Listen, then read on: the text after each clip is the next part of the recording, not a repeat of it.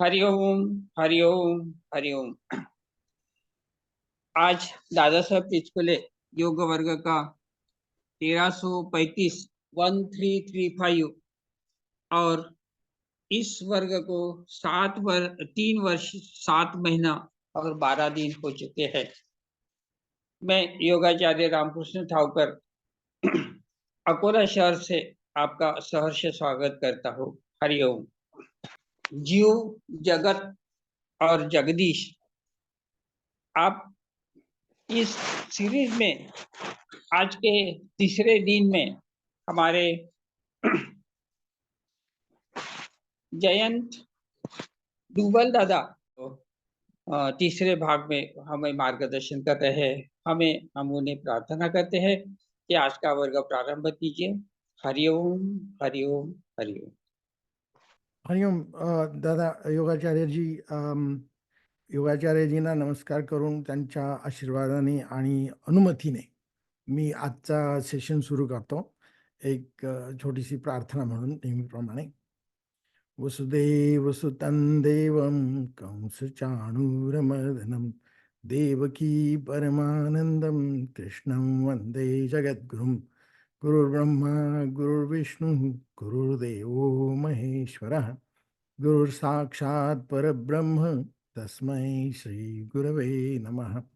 मूकं करोति वाचालं पङ्गुं लङ्घयते गिरिं यत्कृपातमहं वन्दे परमानंद माधवम। ओके, हम हमारे विषय में डायरेक्टली जाएंगे। कल अपना जो विषय 2 दिन से चल रहा है, 2 सेशन से, मैं अभी स्क्रीन शेयर करता हूं। और सॉरी, ओके, हाँ, अपना जो विषय चल रहा है, सृष्टि का जो खेल भगवान ने रचा है, उसकी निर्मिति और उस कैसा होता है, इसका बहुत ही अच्छा समराइजेशन समझो। ये अपने रामसुखदास महाराज ने एक ग्रंथ लिखा है, साधक संजीवनी। इस ग्रंथ से मैं ये लिया है पैसेज। मैं क्विकली पढ़ के दिखाता हूँ, क्योंकि ऐसा मालूम पड़ा कि पिछले 2 सेशन की मटेरियल बहुत है और समय में पूरा होता नहीं, फिर अपने को दूसरा एक्सटेंड करना पड़ता है, तो मैं जरा फास्ट जाता हूँ इसमें। सृष्टि से पूर्व परमात्मा में मैं एक ही अनेक रूप में हो जाऊं, यानी कि भगवान एक ही है, उनको अनेक होना है, ऐसा संकल्प हुआ। इस संकल्प से एक ही परमात्मा प्रेम वृद्धि को लीला के लिए, प्रेम वृद्धि के लीला के लिए, प्रेम का आदान प्रदान करने के लिए स्वयं ही श्री कृष्ण और श्री जी इन दोनों रूपों में प्रकट हो गए।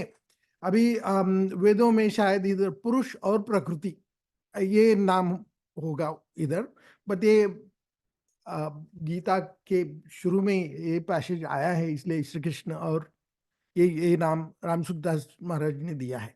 लेकिन यहाँ पुरुष और प्रकृति हम समझ सकते हैं, यानी कि भगवान और प्रकृति, उन दोनों ने परस्पर लीला करने के लिए खेल रचा। ऑब्वियसली न एकाकी रमते, इसलिए लोकवत्तु लीला कैवल्यम, ऐसा खेल रचा। उस खेल के लिए प्रभु के संकल्प से अनंत जीवों की और खेल के पदार्थों की सृष्टि हुई। अभी खेल के पदार्थ कौन से है? ये जो सृष्टि है, जो पृथ्वी हम देख सकते हैं, आप पृथ्वी, आप, तेज, वायु, आकाश, जो पंच महाभूत से बनाई हुई सृष्टि है, उस सृष्टि की निर्मिति यानी कि संकल्प मात्र से।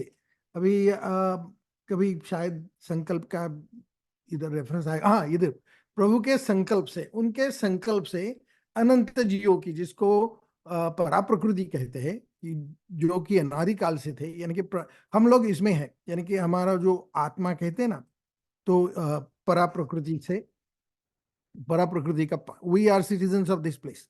और ये जो है ना, दिस इज द प्लेस, ये जगह है, यानी कि ये प्रकृति जिसपे ये खेल रचा हुआ है, खेल चलता है। खेल तभी होता है जब दोनों तरफ के खिलाड़ी स्वतंत्र हो, इसलिए हमें इच्छा स्वातंत्र दे दिया, इसलिए भगवान ने जीवों को स्वतंत्रता प्रदान की। इच्छा स्वातंत्र है अपने पास। अभी हम डिसाइड कर सकते हैं, ये सेशन में बैठना या उठकर चले जाना या दूसरा कुछ करना, ये करतुम अकर्तुम अन्यथा करतुम, ये जो पावर दिया है, ये जो चॉइस दिया है भगवान ने, उससे ये गेम में वेरिएशन आता है, नहीं तो पूरा मोनोटोनस हो जाता। सो भगवान ने जीवों को स्वतंत्रता प्रदान। उस खेल में श्री जी यानी कि प्रकृति, श्री जी तो केवल भगवान की तरफ ही आकर्षण, उनका तो भगवान की तरफ आकर्षण रहा, बिकॉज प्रकृति जो है वो भगवान के पूरे नियमों का पालन करती है, उसमें कुछ वेरिएशन नहीं आता, जो भी सेट किए हुए नियम है वो उस इससे चलती है, और एकदम इम्पर्सनल है, वो किसी का भेदभाव नहीं करती, किसी को ज्यादा फेवरेटिज्म वगैरह नहीं करती प्रकृति। यानी कि अगर अग्नि में हाथ डाला तो अग्नि सोचेगा नहीं अरे ये तो अच्छा आदमी है, इसको जलाना नहीं चाहिए, राइट? या ऐसा प्रकृति ऐसा बिल्कुल भेदभाव नहीं करती, यानी कि उनके पूरे रूल से चलती है।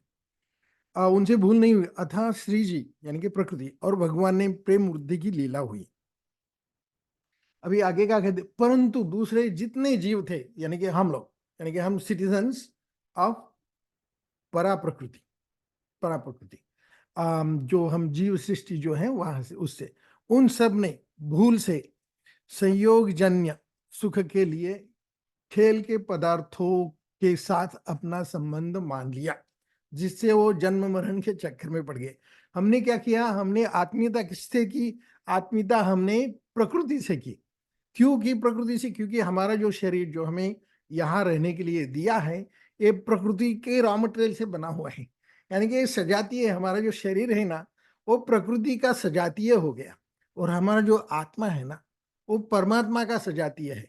लेकिन ये जो आत्मा है ना, वो जो मन बुद्धि अहंकार जो अंतःकरण सामग्री मिली उसकी, चित्त चतुष्टय या अंतःकरण पंचक जो जो मिला, उससे इंटरेक्ट करने लगे हम लोग इस खेल में। दिस इज अ खेल, this is a game, right? Video game, video game में हम इंटरेक्ट, हम कंप्लीटली भूल गए कि हमारा हमारा मैं सिंह हूं, ऐसा वो भूल गया, और वो मैं सिंह का बच्चा हूँ भूल गया, और बकरी के साथ वो बड़ा हुआ तो बकरी के जैसा ही वो रहने लगा, ऐसा हो गया।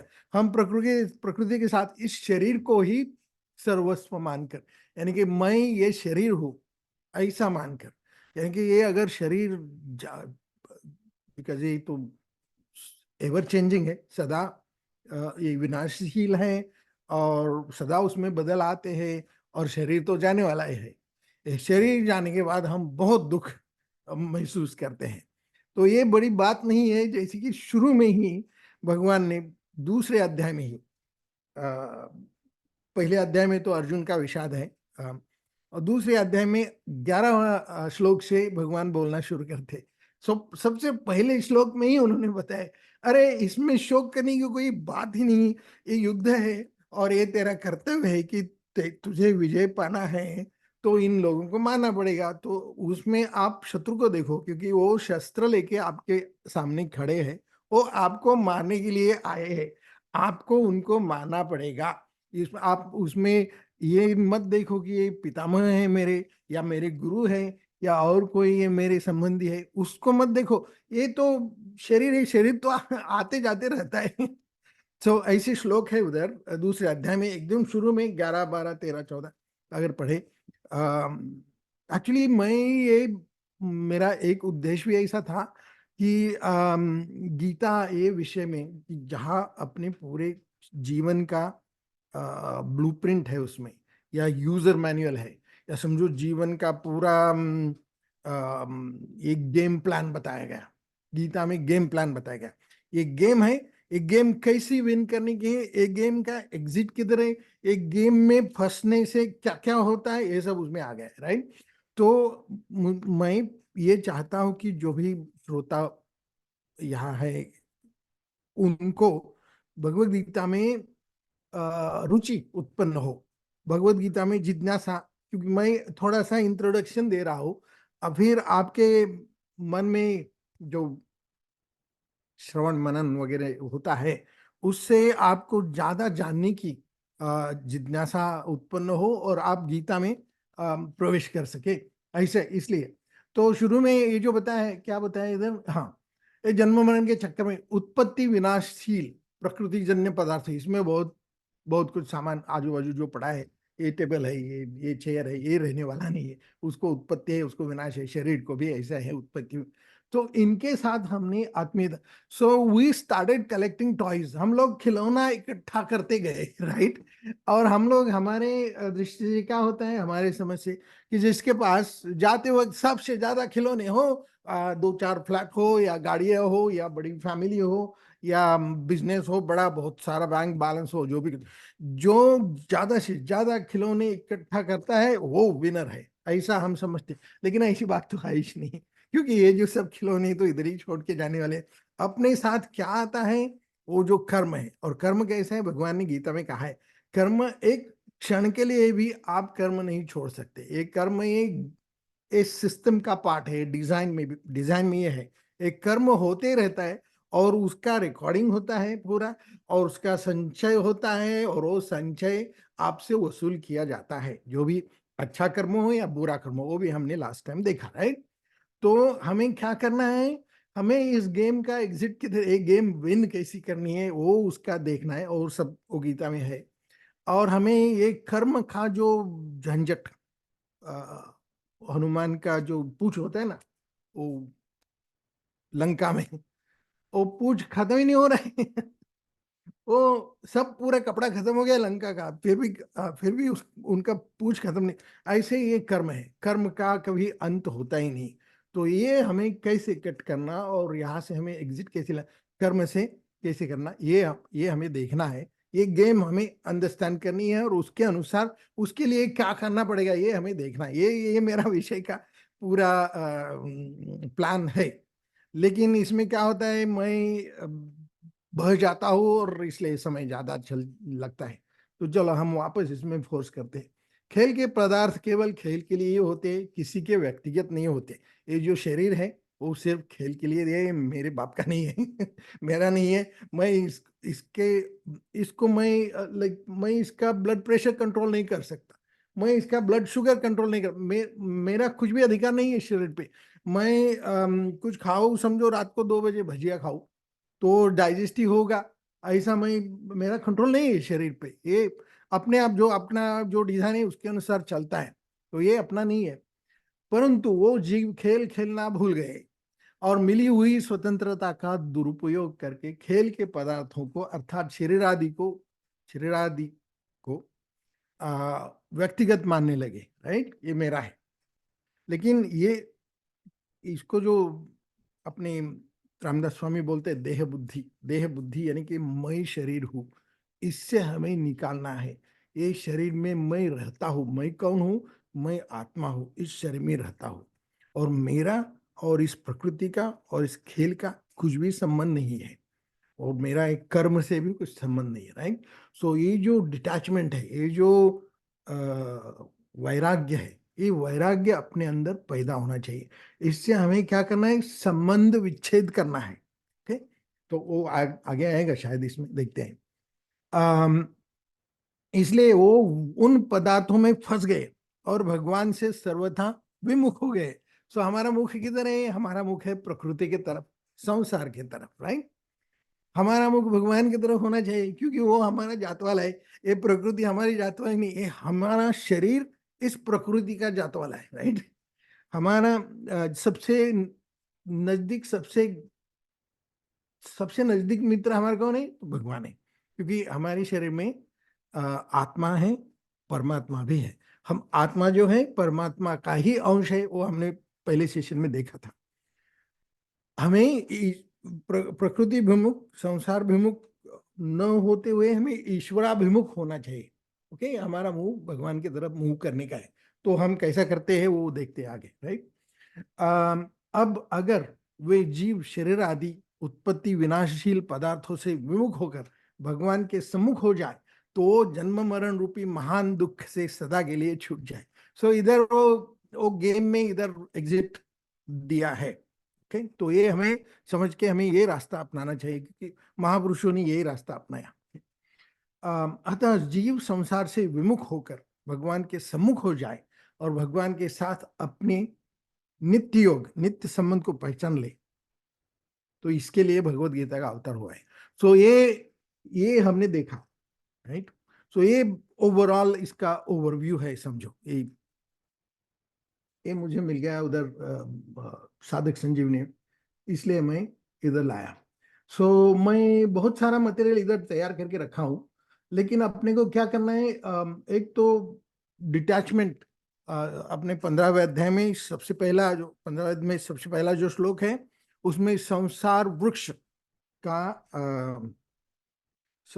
का वर्णन है। और ये संसार वृक्ष कैसा है? मम माया दुरत्यया, भगवान खुद कहते हैं, स्वयं कहते हैं गीता में कि मम माया दुरत्यया, यानी कि मेरी जो माया है वो तरने के लिए बहुत कठिन है। ओके, पहले ही बोल दिया। ये तो आपके यानी कि भगवान की कृपा से या उनके प्रेम से या उनके सदगुरु के कृपा से ये हो ही नहीं सकता। क्यों? ये माया जो है, मम माया दुरत्यया। लेकिन अपने शंकराचार्य जो है, वो जब पंढरपुर चले गए थे, आद्य शंकराचार्य, तो उन्होंने भगवान को देख के जो स्तोत्र गाया, उसको पांडुरंगाष्टकम कहते हैं। उसमें उन्होंने कहा है कि नितंब कराभ्याम धृतो येन तस्मात्, कि उन्होंने कमर पे हाथ क्यों रखे हैं? क्योंकि वो कहते हैं कि तू मेरे पीछे मेरे पीछे पीछे आ, कमर के इतना ही पानी है, तू अगर मेरे पीछे आएगा, मैंने दिखाए हुए रास्ते पे चलेगा, तो तू इस माया या भवसागर में या इस माया के प्रवाह में डूबेगा नहीं, ऐसा। तो जो भगवान ने रास्ता दिखाया है भगवत गीता में और अन्य जगह, तो उस रास्ते पे अगर चले तो ये माया हम तार कर पहल पार जा सकते हैं। ओके, बट उन्होंने लिखा है कि मम माया दुरत्य, ऐसा होता है।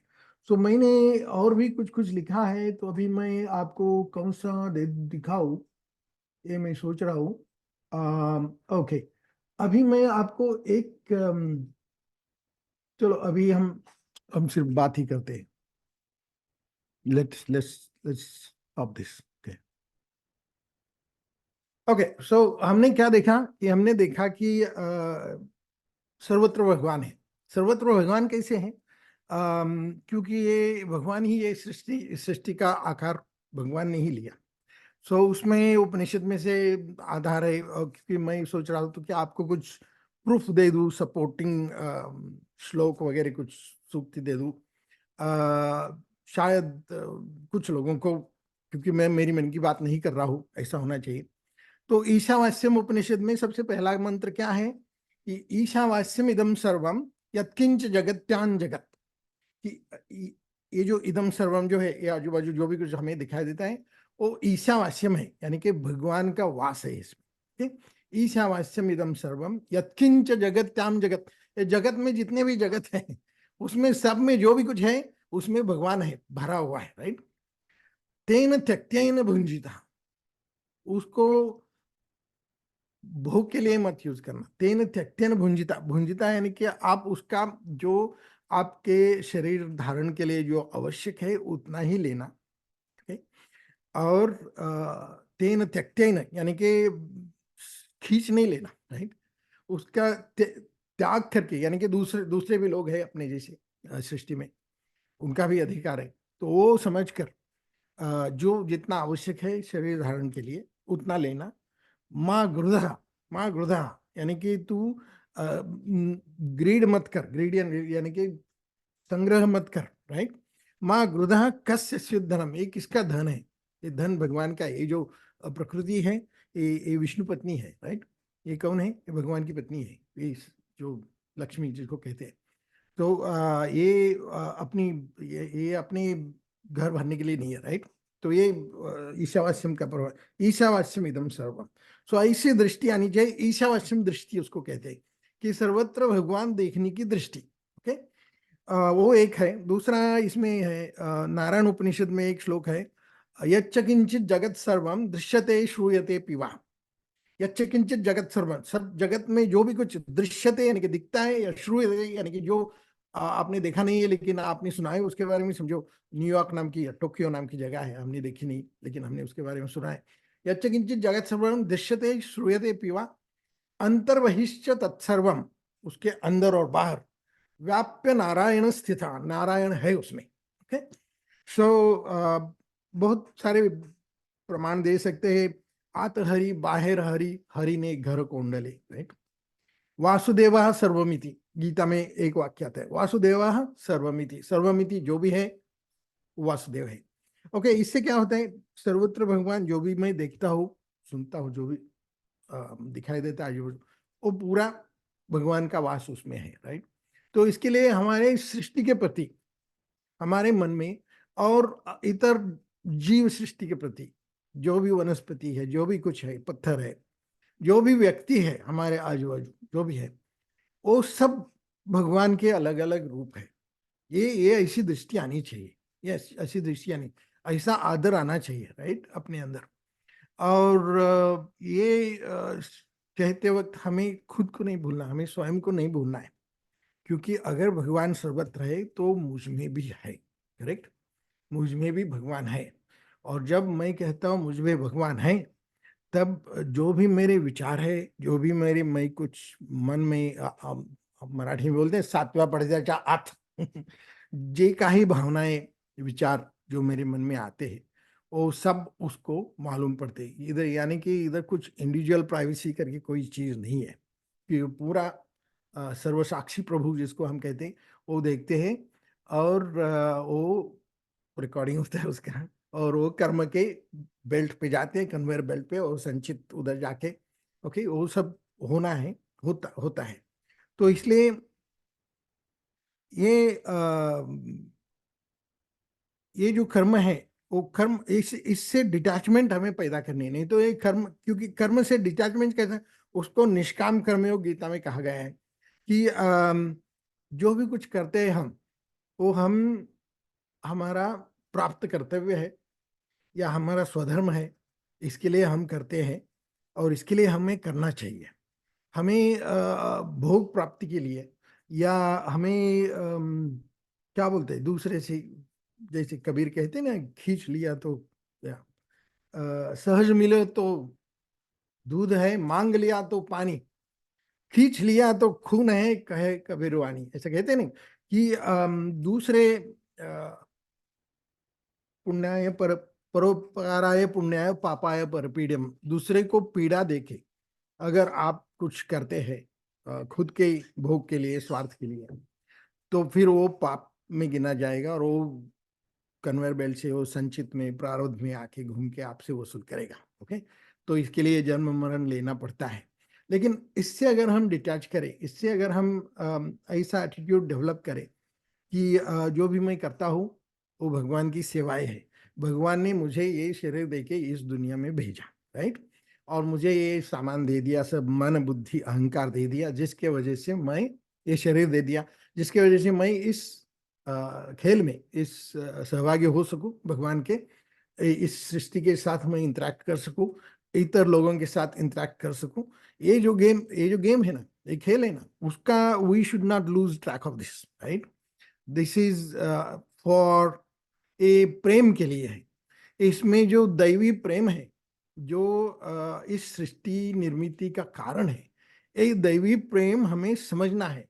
हमें क्या समझना है, हमें, हम समझते भगवान ने क्या किया, क्या किया मेरे लिए, राइट, क्या किया मेरे लिए, वो करता क्या है मेरे लिए, मुझे इस, उसने ये शरीर दिया, राइट, मेरी बुद्धि, मुझे उसने बुद्धि दी, मुझे ये फैमिली दे दी, मुझे ये मित्र दे दिए, मुझे ये आरोग्य जो भी कुछ है वो दे दिया, मुझे जो भी कुछ मेरी जो शक्ति है उसके अनुसार, जो मैंने कुटुंब चलाने के लिए, जो भी मैंने उपजीविका का साधन जो मैंने ढूंढा, प्राप्त किया, या जो भी कुछ कर्तृत्व किया, तो वो सब उसके वजह से, वो सब उसकी कृपा से, वो सब उसकी देन है।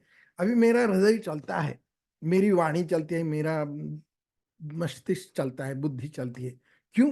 क्योंकि उसकी कृपा से चलती है, राइट। तो उसके प्रेम से, और वो पूरा निस्वार्थ भाव से वो मेरी सेवा कर रहा है, भगवान ही मेरी सेवा ही कर रहा है। ये कोई किस लिए करेगा, कोई सिर्फ, इसको वन वे लव बोलते हैं, एक तरफा प्रेम है।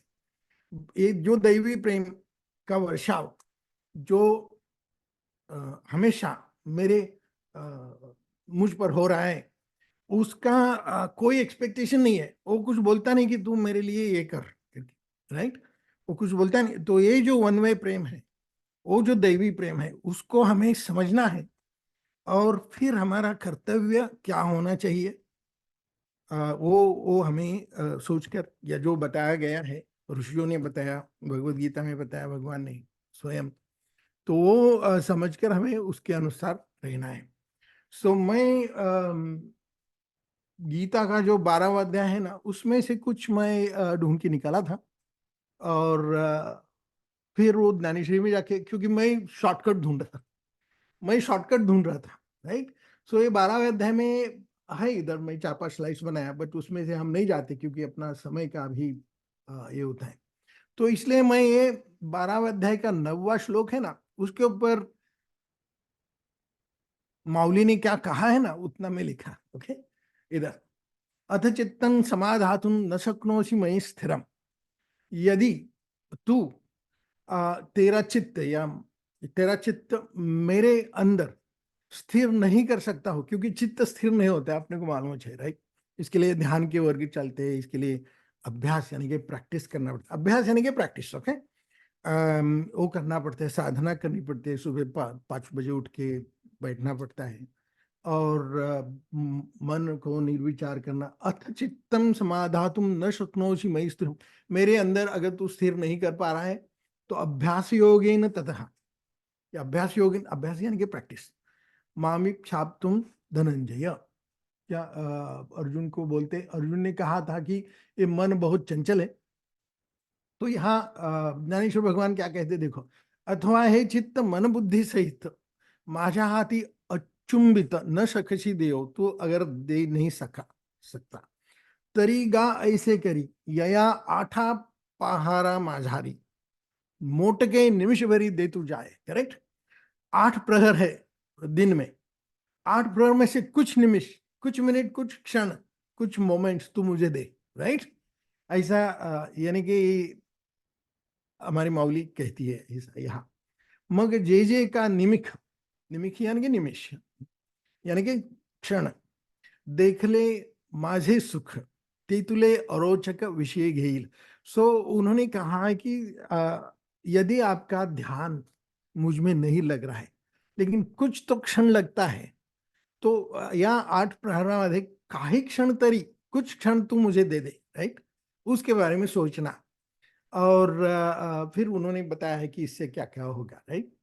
सो मुझे अभी यहाँ मैं बताता हूँ कि मुझे ये जो विचार है मिले कहाँ से। ओके, तो थोड़ा भागते शायद वो नेक्स्ट सेशन में जाएगा। फिर भी मैं शुरुआत तो करता हूँ, ये मैं स्किप करके मैं आगे के जहाँ मुझे जाना है, जो विषय मुझे लेना है, वहाँ मैं लेता हूँ, थोड़ा स्किप करके। कि मैं आपको इनके बारे में बताता हूँ, पांडुरंग शास्त्री अठौले जी के बारे में बताता हूँ।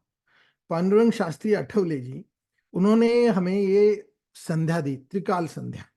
उन्होंने कहा कि हम वैसे तो हमारा अनुसंधान होना चाहिए भगवान के साथ, हमेशा उसकी याद रहनी चाहिए, क्योंकि वो मेरा ख्याल रहता है। मेरी जो जिह्वा है, जिह्वा मेरी गीली है, राइट। वो क्यों गीली है?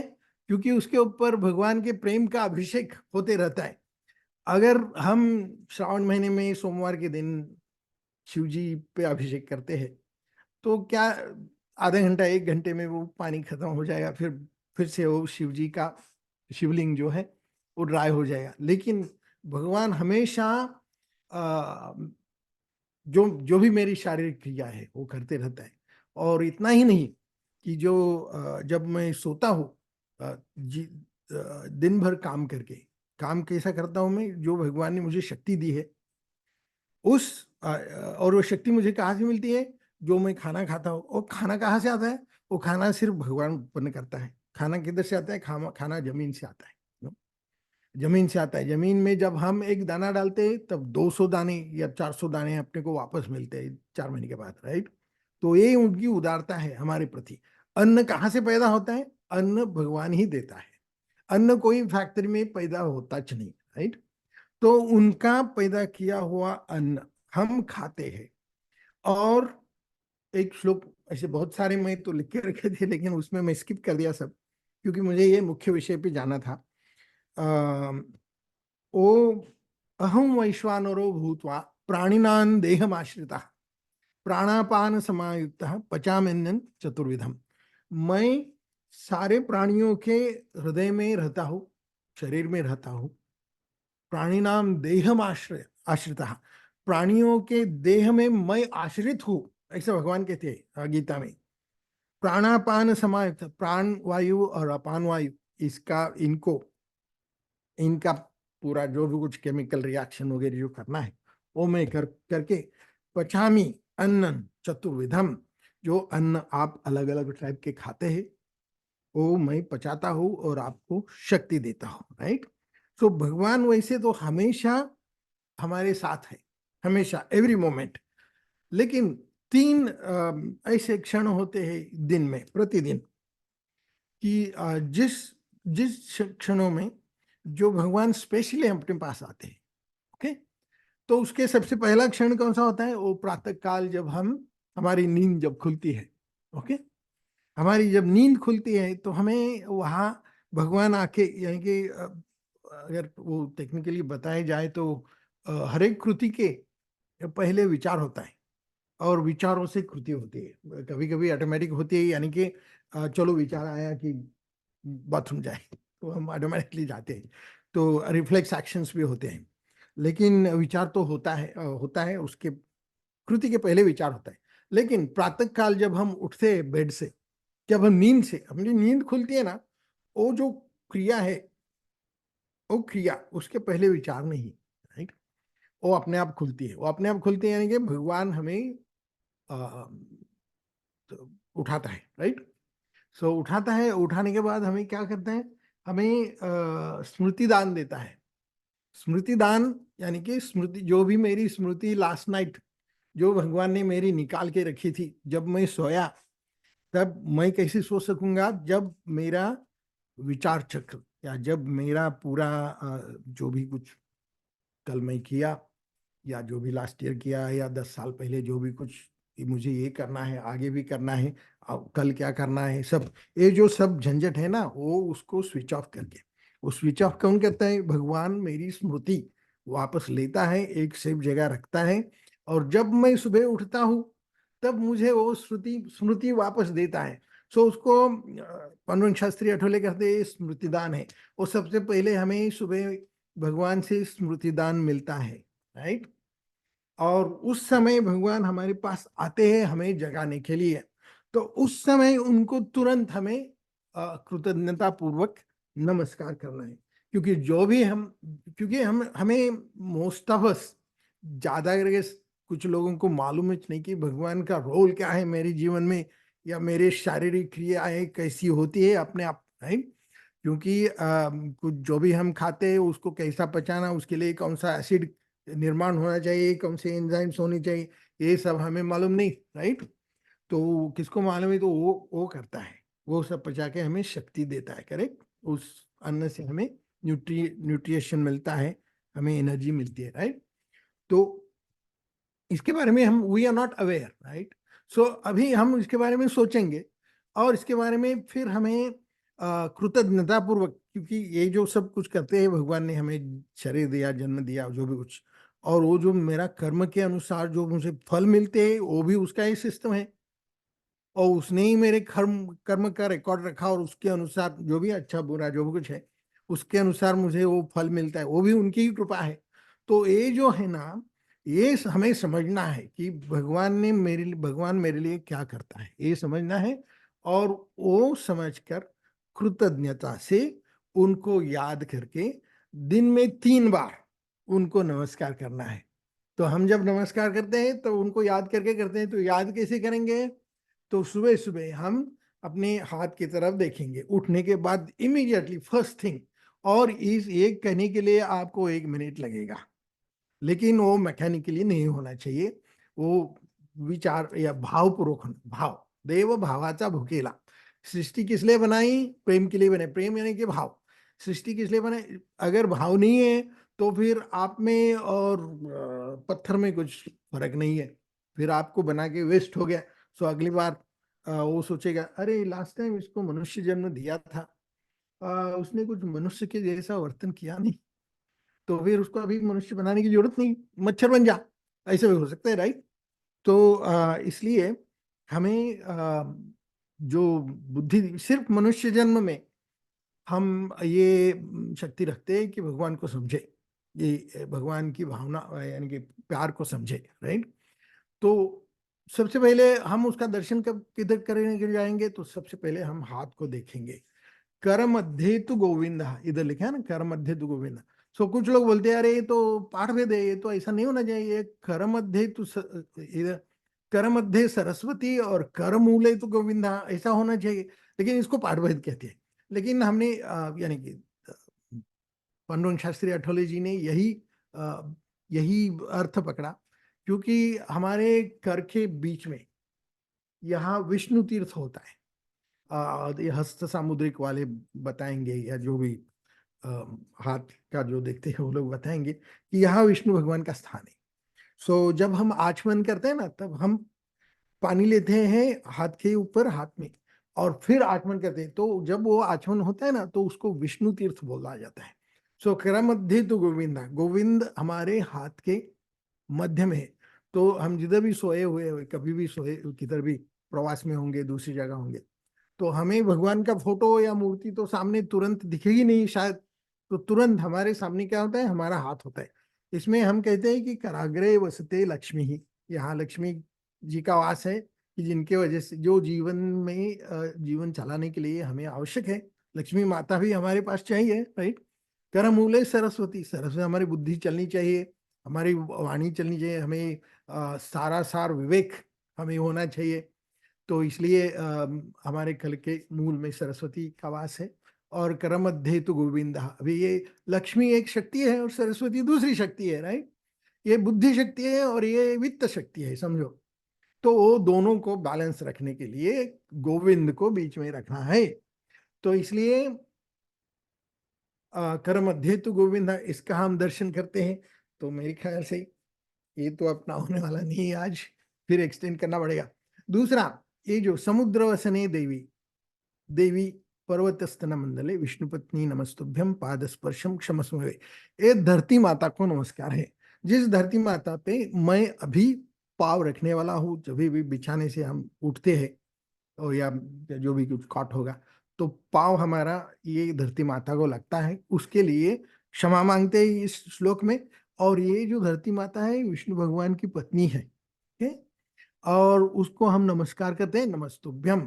और वो कैसी है, समुद्र वसने देवी, उसने वसन यानी के वस्त्र, वस्त्र कौन सा पहना है, समुद्र का पहना है। क्योंकि अगर आप पृथ्वी का नक्शा देखेंगे तो आपको दिखाई देगा कि बहुत सारा वस्त्र पानी का पहना है।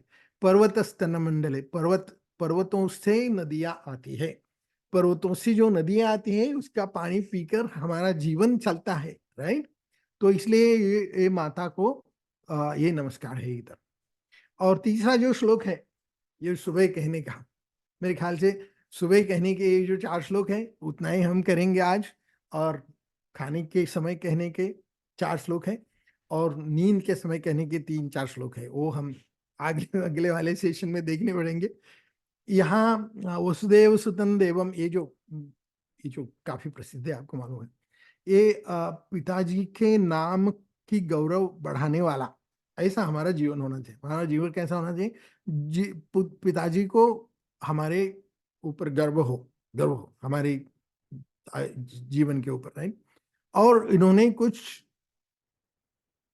शत्रुओं का नाश किया, कंस चाणूर मर्दनम, देवकी परमानंदम, माता को आनंद देने वाले। ऐसे हमारे कृष्ण भगवान जगत गुरु हैं। क्यों जगत गुरु हैं, क्योंकि उन्होंने गीता दे दी, भगवत गीता दे दी। और जो एक ही ग्रंथ, हम तो समझते हैं, मैं तो समझता हूँ कि एक ही ग्रंथ है जो विश्व के सारी मानव जाति को मार्गदर्शन दे सकता है, और वो उन्होंने दिया, कृष्ण मंदिर जगत गुरु। ये भगवान, ये हमने शुरू में देखा, जब शुरू में सेशन हमने शुरू किया, तब वो निर्गुण निराकार परमात्मा से शुरू किया, और अभी हम सगुण भक्ति में जा रहे हैं। तो ये ट्रांजिशंस में, ये जो जो ट्रांजिशंस है, जो जैसे कि हम सर्वत्र भगवान है, उससे हम ट्रांजिशन किया कि मेरे अंदर भी भगवान है, तो भगवान मेरे लिए क्या करता है और भगवान का और मेरा संबंध क्या है, और वो वन वे प्यार जो हो रहा है ना, उसका हम समझ के उसको थोड़ा रिटर्न करते हैं। हर रोज सुबह हम नमस्कार तो करते हैं, कम से कम उनको याद करके। और उनको याद कब करना चाहिए? जब भगवान हमारे पास आए हैं, जब हमारी नींद खुलती है तब भगवान हमारे पास आए हैं, हमें स्मृति दान देते हैं, तो उसी समय उनको नमस्कार करना चाहिए, राइट। सो बिछाने पे जब हम उठते हैं तो वहाँ ये 3 श्लोक करने हैं। और ये तो श्लोक सबको मालूम है, क्योंकि इनके वजह से, गुरु के वजह से हमें भगवान की पहचान होती है। जो भी हमारा जो भी ज्ञान, जो भी हमारी समझ है, वो सब गुरु शिष्य परंपरा से ही आई है। इसलिए हम इनको नमस्कार करते हैं। और आपको तो मालूम है कि कबीर जी बोलते हैं कि गोविंद और गुरु खड़े हैं, किसको पैर लगाओ पहले। ये तो गुरु साक्षात पर ब्रह्म। ओके, तो तस्मै श्री गुरुदेव नमः। ये तो प्रातः काल के 4 श्लोक है। हम इसको कहने को 2 मिनट लगते, राइट। इसके बाद में मैं जो भोजन समय के जो श्लोक है मैं आपको दिखाता हूँ, शायद पूरे नहीं हो पाएंगे, लेकिन भोजन समय क्या होता है कि हाँ, जैसे कि मैंने बताया कि जब हम अन्न खाते हैं और वो उससे हमें शक्ति मिलती है, और शक्ति दान करने के लिए भगवान हमारे पास आते हैं, जो भी हम खाते हैं। तब इस समय भगवान को याद करके नमस्कार, एक खाने से पहले, खाने के बाद में नहीं, खाने से पहले। बैल कैसा होता है? बैल जिसके उसके सामने जब हम चारा रखते हैं ना, तो तुरंत उसमें मुंह डालता है। तो हमें बैल के जैसा नहीं करना है। हमें जब प्लेट हमारी आती है तो उसको नमस्कार करके, भगवान को नमस्कार करके, एक श्लोक, अगर ये श्लोक आपको कॉम्प्ली, ये सब तीनों श्लोक गीता में से लिए गए हैं। ये आपको कॉम्प्लिकेटेड लगते हैं, ये पांडुरंग शास्त्री राठौर जी ने लिए हैं, तो ये हमें बहुत अप्रोप्रिएट, योग्य लगते हैं। लेकिन हमारे रामदास स्वामी जी ने भी कहा है मराठी में, उदर भरण है जानीजे यज्ञ कर्म। यज्ञ कर्म है, ये उदर भरण नहीं है, यज्ञ कर्म। ये जो हम जो खाते हैं, जो अन्न खाते हैं, वो हमारे अंदर जो वैश्वानर बैठा है ना, ये है ना, अहम वैश्वानरो भूतवा प्राणी नाम देह आश्रिता। अंदर जो अग्नि बैठा है, अग्नि के रूप में भगवान बैठा है, अहम यानी कि भगवान, राइट, भगवान कहते हैं इसको। उसको, वो जो यज्ञ है, उसको आहुति हमारे अन्न की जाती है, तो यज्ञ कर्म है कि त्यानी उन्होंने अब बताया है, आपको मालूम है, जीवन खरी जीवित्वा अन्न है पूर्ण ब्रह्म। ओके, अन्न है पूर्ण ब्रह्म, इसका भी एक श्लोक है, गीता में आता है। तो उन्होंने मराठी में 4 लाइन किया है, बहुत अच्छा है। और मराठी लोग तो बिल्कुल, वो अगर आपको ये याद नहीं रहता, या याद हो जाएगा 2-4 बार पढ़ने के बाद, नहीं होता है, इसमें कॉम्प्लिकेटेड लगता है, तो आप वो श्लोक लेना चाहिए कि ओके। इसमें एक जो श्लोक लिए हैं, सिलेक्ट किए हैं गीता में से, तो यज्ञ शिष्टासना संतो मुच्यन्ते सर्व किल विषयी भुंजते ते त्वघम पापा ये पचंत आत्म कारणात्। ये जो इसका जो मीनिंग है, मुच्यते सर्व किल विषय, सर्व सब दोष, सब जो हमारे किल विषय, सब हमारी जो पाप कर्म है, उससे हम यज्ञ शिष्ट समझ के अगर उसको लेते हैं, यज्ञ शिष्ट, यज्ञ यानी कि यज्ञ सामूहिक होता है, सामूहिक, इस सृष्टि का यज्ञ चल रहा है। यज्ञ शिष्ट यानी कि यज्ञ में जो बाकी रह जाता है प्रसाद, ओके, वो अगर हम लेते हैं तो हमें वो पाप नहीं लगता। मुच्चनते सर्वकिल यानी कि पाप से छुटकारा होता है। भूंजते ते त्वधम पाप, जो त्वघम पाप, जो लोग जो खुद के लिए लेते हैं, ये पचंत आत्म कारणात्, अपने खुद के लिए लेते हैं ये, तो वो पाप खाते हैं, ऐसा इधर लिखा है। सो ये श्लोक आता है कि बेसिकली इसका भावार्थ क्या है कि हमें सबका ख्याल रख के भोजन लेना है। यानी कि हम देखते हैं ना, अपने पुराने जमाने के लोग, अरे तू जेवलास का, ये खाना खाया, वो खाना खाया, तो सब लोग साथ में कुटुंब में बैठ के खाना खाते हैं। तो वो होना चाहिए कि हमारे आजू बाजू कोई, अगर हम संपन्न है तो हमारे आजू बाजू कोई भूखा सोना नहीं चाहिए, राइट। सो ये हम उसका अर्थ ले सकते हैं। यज्ञ शिष्ट वगैरह जो है उसका, और ये पचन्त्यात्म कारणात्, उसका बहुत सारा अर्थ अगर आप अलग अलग ग्रंथों में देखेंगे गीता के ऊपर, तो अलग अलग प्रकार से लगाया है। तो हमें ये लेना है कि हमें सबका ख्याल रख के ही भोजन ग्रहण करना है। फिर इधर दूसरा जो श्लोक है, यद करोषि यदश्न, ये बहुत ही अच्छा श्लोक है। ये अपने निष्काम कर्मयोग में ही ये उपयुक्त है। यद करोषि यदश्नासि यद जुहोषि ददासि यत यद तपस्यसि कौन्तेय तत्कुरुषो मदर्पणम। वो कर्म से छुटकारा पाने के लिए उन्होंने बताया है कि जो भी तू कुछ करता है वो सब पूरा का पूरा तू मुझे अर्पण कर, यानी कि तेरे अकाउंट में कुछ रखना नहीं। इदन न मम, ये मेरा नहीं है। श्री कृष्णार्पण वस्तु। यद करोसि, जो भी तू करता है। यदश्नासि, जो भी तू खाता है, या जो भी तू खाता है, यूज करता है। यज्जुहोषि, जो भी तू हवन करता है, यानी समर्पण करता है, दान करता है। ददासी, जो तू देता है। यद तपस्वी, जो भी तेरा प्रयत्न है, तप है, जो भी तेरा प्रयास है। कौनते, यानी कि अर्जुन को कह, तत्कुरुषम अदर्पण, वो तो सब मुझे अर्पण करना। तो यानी कि हम भगवान के कहने पर यहाँ आए हैं, उन्होंने भेजा है इसलिए। और हम उनका ये जो नाटक है, ये जो लीला है, जो खेल है, वो नाटक में हमें एक रोल उन्होंने दिया है। वो रोल हम करते हैं। हमें यहाँ से कुछ लेना नहीं है, हमें यहाँ से कुछ अ, बिल्कुल, हमें कर्म बिल्कुल लेना नहीं है यहाँ से, क्योंकि आता क्या है, कर्म आता है। बाकी कुछ सामान आता नहीं। कर्म कैसे आता है, किसी किसी को अगर हमने कुछ मन दुखाया उसका, या किसी को हानि पहुंचाई, तो वो आपको वसूल तो होगा, तो उसका बिल्कुल, उसका जो भी उनका क्यू है, साइकिल है, उसके हिसाब से। तो वो भी हमें नहीं करना है। इसलिए जो भी मैं करता हूँ, तो इसलिए अर्जुन को बताया कि तू युद्ध कर। युद्ध में तुझे शत्रु की हत्या करनी पड़ी, शत्रुओं की हत्या करनी पड़ेगी, लेकिन तू ये स्वधर्म समझ के, और तू ये तेरा कर्तव्य समझ के कर। और ये तुझे ये लकीली धर्म युद्ध प्राप्त हुआ है, और इससे तुझे तेरा स्वर्ग द्वार तेरे लिए खुला है। तो ये तू इसका तू इसलिए तू युद्ध कर, यानी कि यहाँ से छोड़ के जाने की सोच मत करके बताया। तो ये जो कर्म फल, जो एक बहुत ही फेमस श्लोक है कि कर्मण्येवाधिकारस्ते माँ फलेषु कदाचन। कर्म करते रहना, लेकिन जो फल है ना, वो भगवान के ऊपर छोड़ देना। भगवान के ऊपर छोड़ देना, ये मेरा नहीं है, उसका है। तो ये इस श्लोक का भावार्थ है। तो अभी हमें शायद 1 मिनट रह गया, तो ये मैं क्विकली वाइंड अप कर सकता हूँ।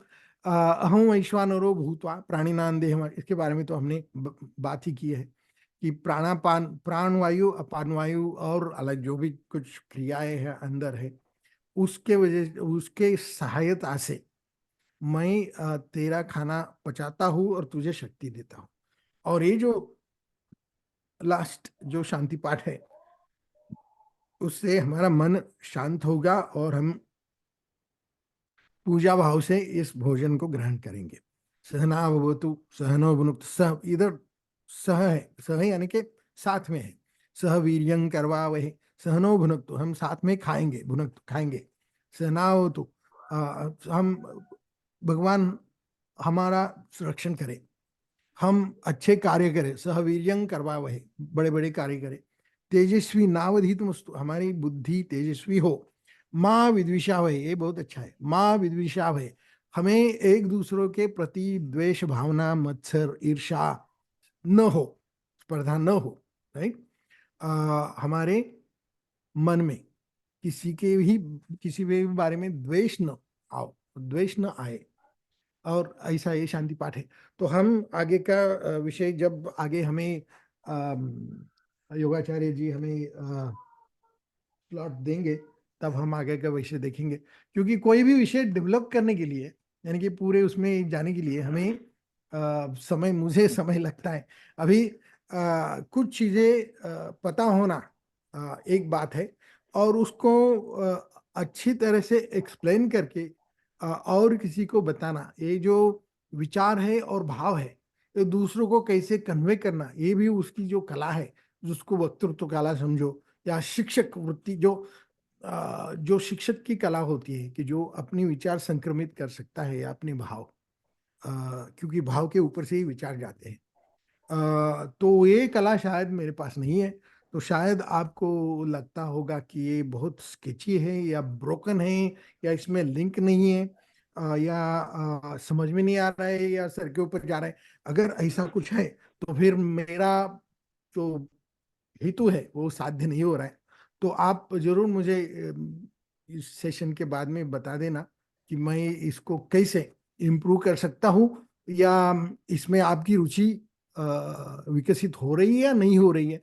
अगर नहीं हो रही तो हम और एक सेशन लेके उसको पूर्ण विराम दे सकते हैं। नहीं तो बहुत सारे विषय हैं, बहुत सारे गैप्स हमने छोड़ दिए बीच बीच में। तो उसको क्योंकि कर्म के तरफ भी देखने का है, बहुत सारा डिटेल हमने स्किप किया, और बहुत सारे स्लाइड्स भी हमने स्किप किए। तो ये अभी समय हो गया, तो हम अभी इसके बाद में थोड़ा कमेंट्स, क्वेश्चन आंसर जो भी कुछ है वो लेते हैं हमारे इसके अनुसार। मैं प्रार्थना करता हूँ, और उसके बाद में हम सेशन अभी समाप्त करते हैं क्योंकि समय हो गया। ओम सहनावतु सहनौ भुनक्तु सह वीर्यं करवावहै तेजस्विनावधीतमस्तु मा विद्विषावहै। ओम शांति शांति शांति। ओम श्री कृष्णार्पणमस्तु। इदं नमः। आज के गुरुवर्य जयवंतराव दुबल दादा, उनका आभार प्रदर्शन करने का भाग्य मुझे मिल गया। मैं भाग्यवान समझता हूँ। इतना गाढ़ा अभ्यास, अभ्यासक में हमारे गुरुवर्य है कि इतना गाढ़ा अभ्यास है उनका, और ऐसे गुरुवर्य का आभार प्रदर्शन करने का सौभाग्य बहुत मुश्किल से मिलता है। और ये उन्होंने जो सब्जेक्ट लिया है, इतना भारी सब्जेक्ट है जो हमारे जीवन से निगड़ित है, जो बहुत सारे समाज को मालूम ही नहीं पड़ता। ये खेल है, ईश्वर ने रचा हुआ खेल है, और खेल में सब हम प्यादे हैं, जो हम कर्म करते रहना है और कुछ नहीं। बस कर्म करते रहना। हम साथ में कोई लेके जाने वाले नहीं।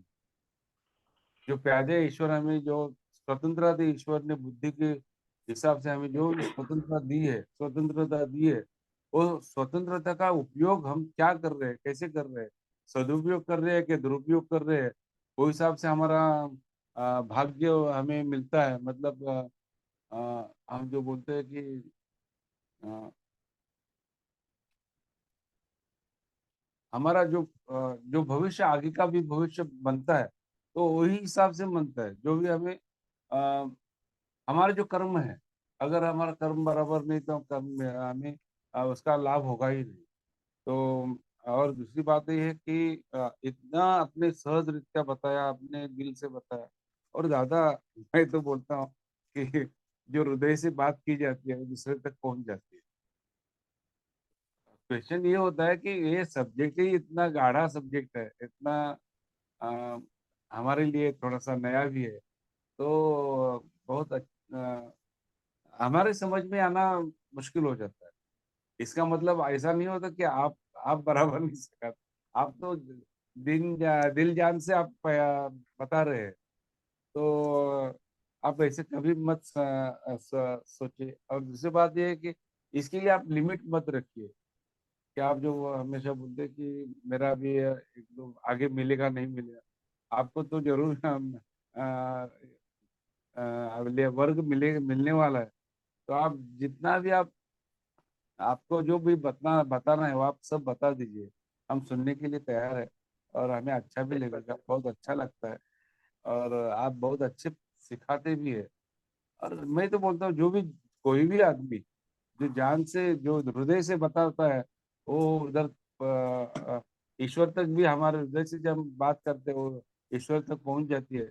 वैसे जो आपने अगर हृदय से हमें बताया है तो हमारे हृदय तक पहुंच जाती है। तो आप बहुत सुंदर आपने आज का व्याख्यान हमेशा का व्याख्यान जो होता है और आपका जो सब्जेक्ट है, आपका अभ्यास है, उससे हमें बहुत परिचय होता है और बहुत ज्ञान प्राप्ति होती है। तो मैं तो बोलता हूँ आपके ऐसे ही वर्ग होते रहे और हमें ज्ञान प्राप्ति हो, ये हम आपसे प्रार्थना करते हैं कि आप आते रहिए और हमें ज्ञान प्राप्ति करवाते रहिए।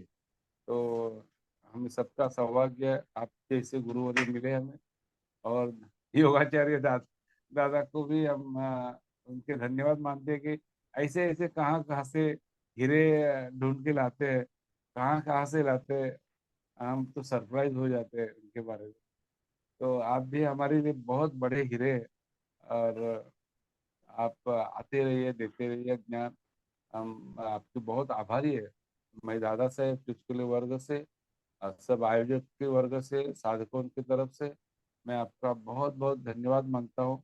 और आप विदेश में रह के भी आप अपने सनातन धर्म की, अपने विचारों की का जो अभ्यास कर रहे हैं और उनके बारे में रुचि रख रहे हैं, एक आदर कर रहे हैं, ये बहुत बड़ी बात होती है। तो यही हमारा सौभाग्य है कि हमारा इससे ही अच्छा फल हो जाएगा, मिलेगा, ऐसे मैं समझता हूँ। धन्यवाद दादा, आपने व्याख्यान दिया और आगे भी देते रहिए। धन्यवाद, बहुत बहुत धन्यवाद दादा साहब चुटकुले वर्ग से। और हम प्रार्थना करते हैं आप आगे भी ऐसे ही आते रहिए। धन्यवाद दादा। धन्यवाद धन्यवाद। अभी इस वर्ग को जो नाम हम लिया दादा साहब पिस्कुले, जो दादा साहब पिस्कुले थे, वो समाज कार्य इतना करते थे। उतने हर क्षेत्र में, उस अलग अलग क्षेत्र में उनके दिल से वो सेवा करते थे। उसी में का उनके समाज के प्रति एक ऋण था कि हमारे समाज का आरोग्य ठीक होना चाहिए। और उसमें से मुझे हर वक्त वो मार्गदर्शन करते थे और समाज के लिए प्रेरणा देने के लिए वो बोलते थे। और उनके ऊर्जा की वजह से यह वर्ग चालू है। यह ऊर्जा है, हमको महसूस होती है। और जो ईश्वर की प्रेरणा है, तो ईश्वर की प्रेरणा से यह सब हो जाता है। सब हमको गुरु अगर प्राप्त हो जाते तो इसमें मेरा कोई श्रेय नहीं है। और देखिए, आप दूसरों के लिए कुछ करते होगे, समाज के लिए कुछ करते होगे, तो समाज कभी भी आपको भूलता नहीं है। आज दादा ने जो सेवा की समाज के लिए, आज वो इस जगत में नहीं है, पर हम समाज के एक अंग है। इसलिए हमको उनका ऋण फेडने का है। तो इसके लिए यह उनके द्वारा हर कोई जो अच्छा कार्य करता है तो कभी भूला नहीं जाता है, कभी भूला नहीं जाता है। तो आज भी जो तीनों लेक्चर में भी दादा ने बताया कि हमने कर्म करना चाहिए, वो कर्म का फल निश्चित मिलता है। आपको उस समय नहीं अगर मिला, हमने आज पेड़ लगा दिया तो उसका 1 साल में, 2 साल के, 3 साल के बाद में उसको लाभ होता है। कभी कभी बड़े बड़े पेड़ रहते तो उनके 60 साल, 100 साल, 500 साल तक उनके हमें लाभ प्राप्त होते रहते। तो कर्म हमने करना ही चाहिए और उसके फल निश्चित ही मिलते हैं। तो आज मैं रमेश दादा को धन्यवाद देता हूँ। डॉक्टर रमेश बांडोपजी दादे का एक क्वेश्चन है, तो उसका भी हमारे अ, हमारे दुबल दादा थोड़ा उनका जवाब देंगे। डॉक्टर विजय दादा।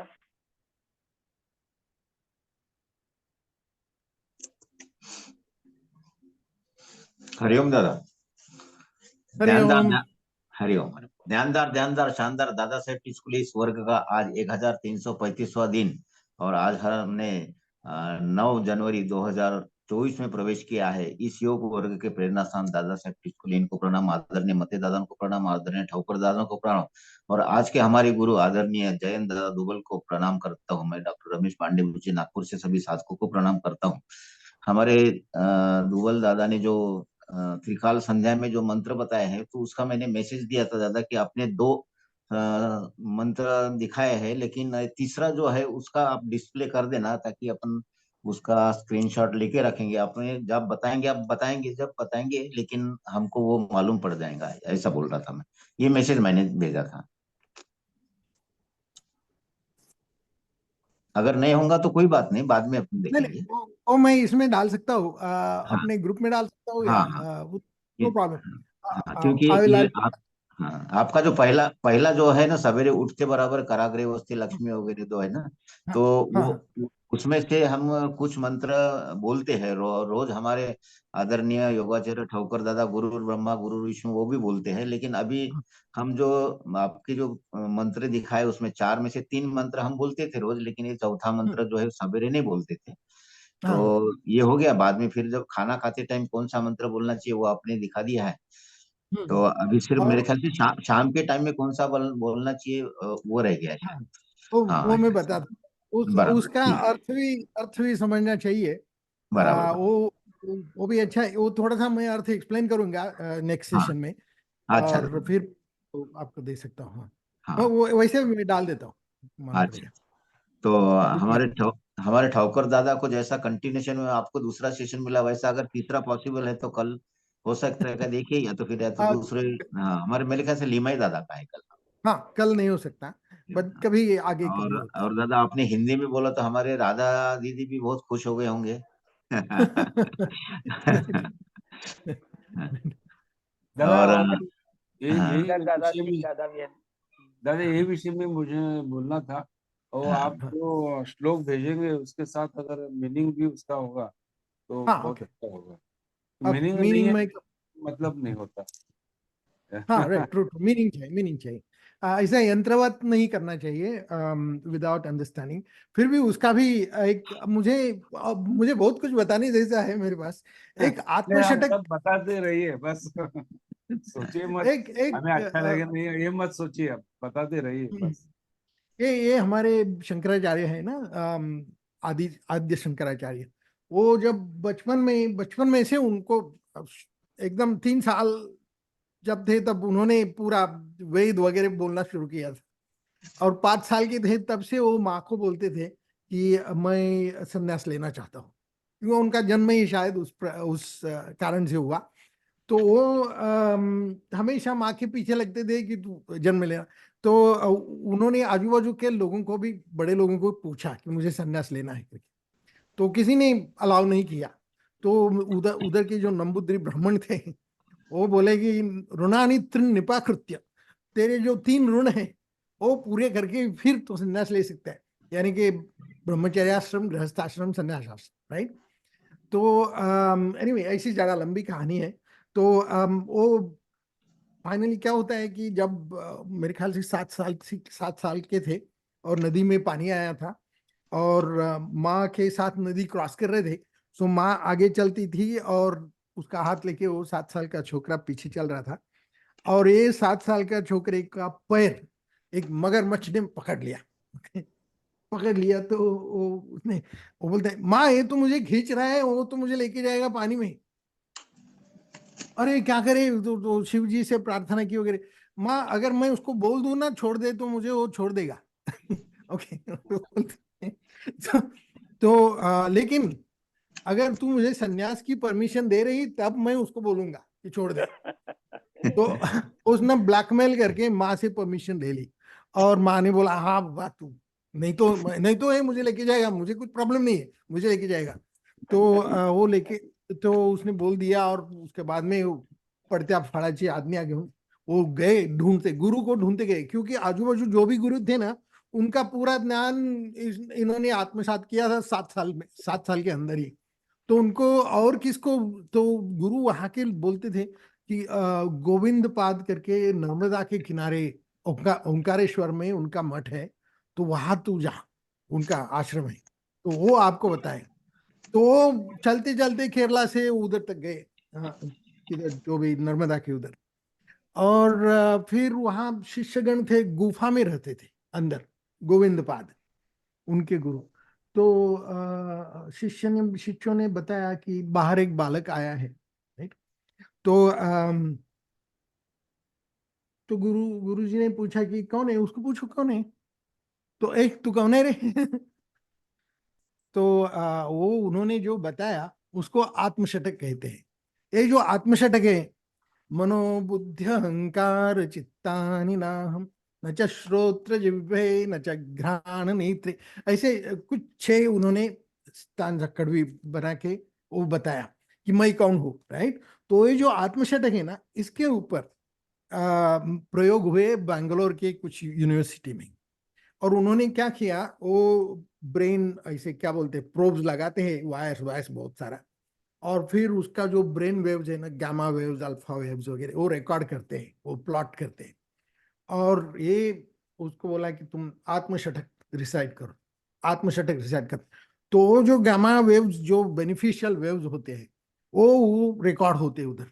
कि ये यानी कि वो मंत्र का अर्थ मालूम न होने से भी केवल शब्दों में भी कुछ शक्ति है, करेक्ट।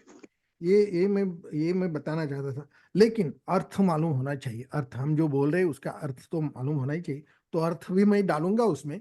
लेकिन ये आत्मशतक है ना, वो भी हम कभी क्लास में लेने ना, क्योंकि ये आत्मशतक भी हम सुबह के प्रार्थना में, सुबह जब हम प्रार्थना करते हैं, ये तो त्रिकाल संध्या है, ये तो 2 मिनट के है। लेकिन अगर हम देव पूजा करके कुछ 2 मिनट, इसको 6 स्टांजाज है उसके, तो उसको कहने में कितना मिनट लगेगा, 2-3 मिनट लगेगा, 3 मिनट लगेगा शायद। तो ये भी अगर समझ के हम कहते हैं ना, या न समझ के भी कहते हैं ना, तो भी वो बेनिफिशियल है।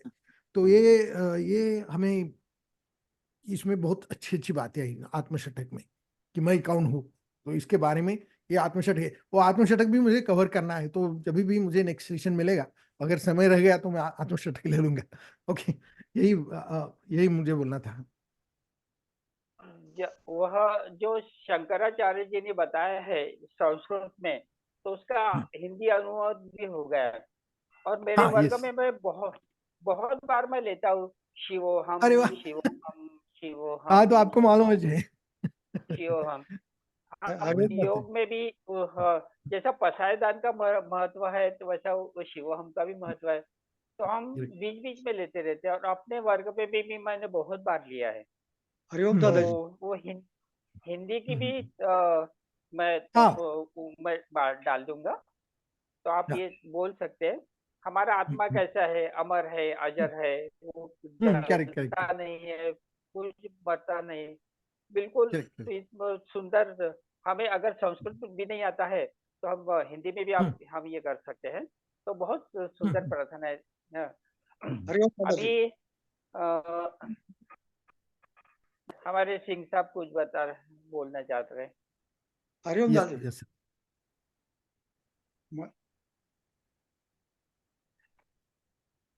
नमस्कार।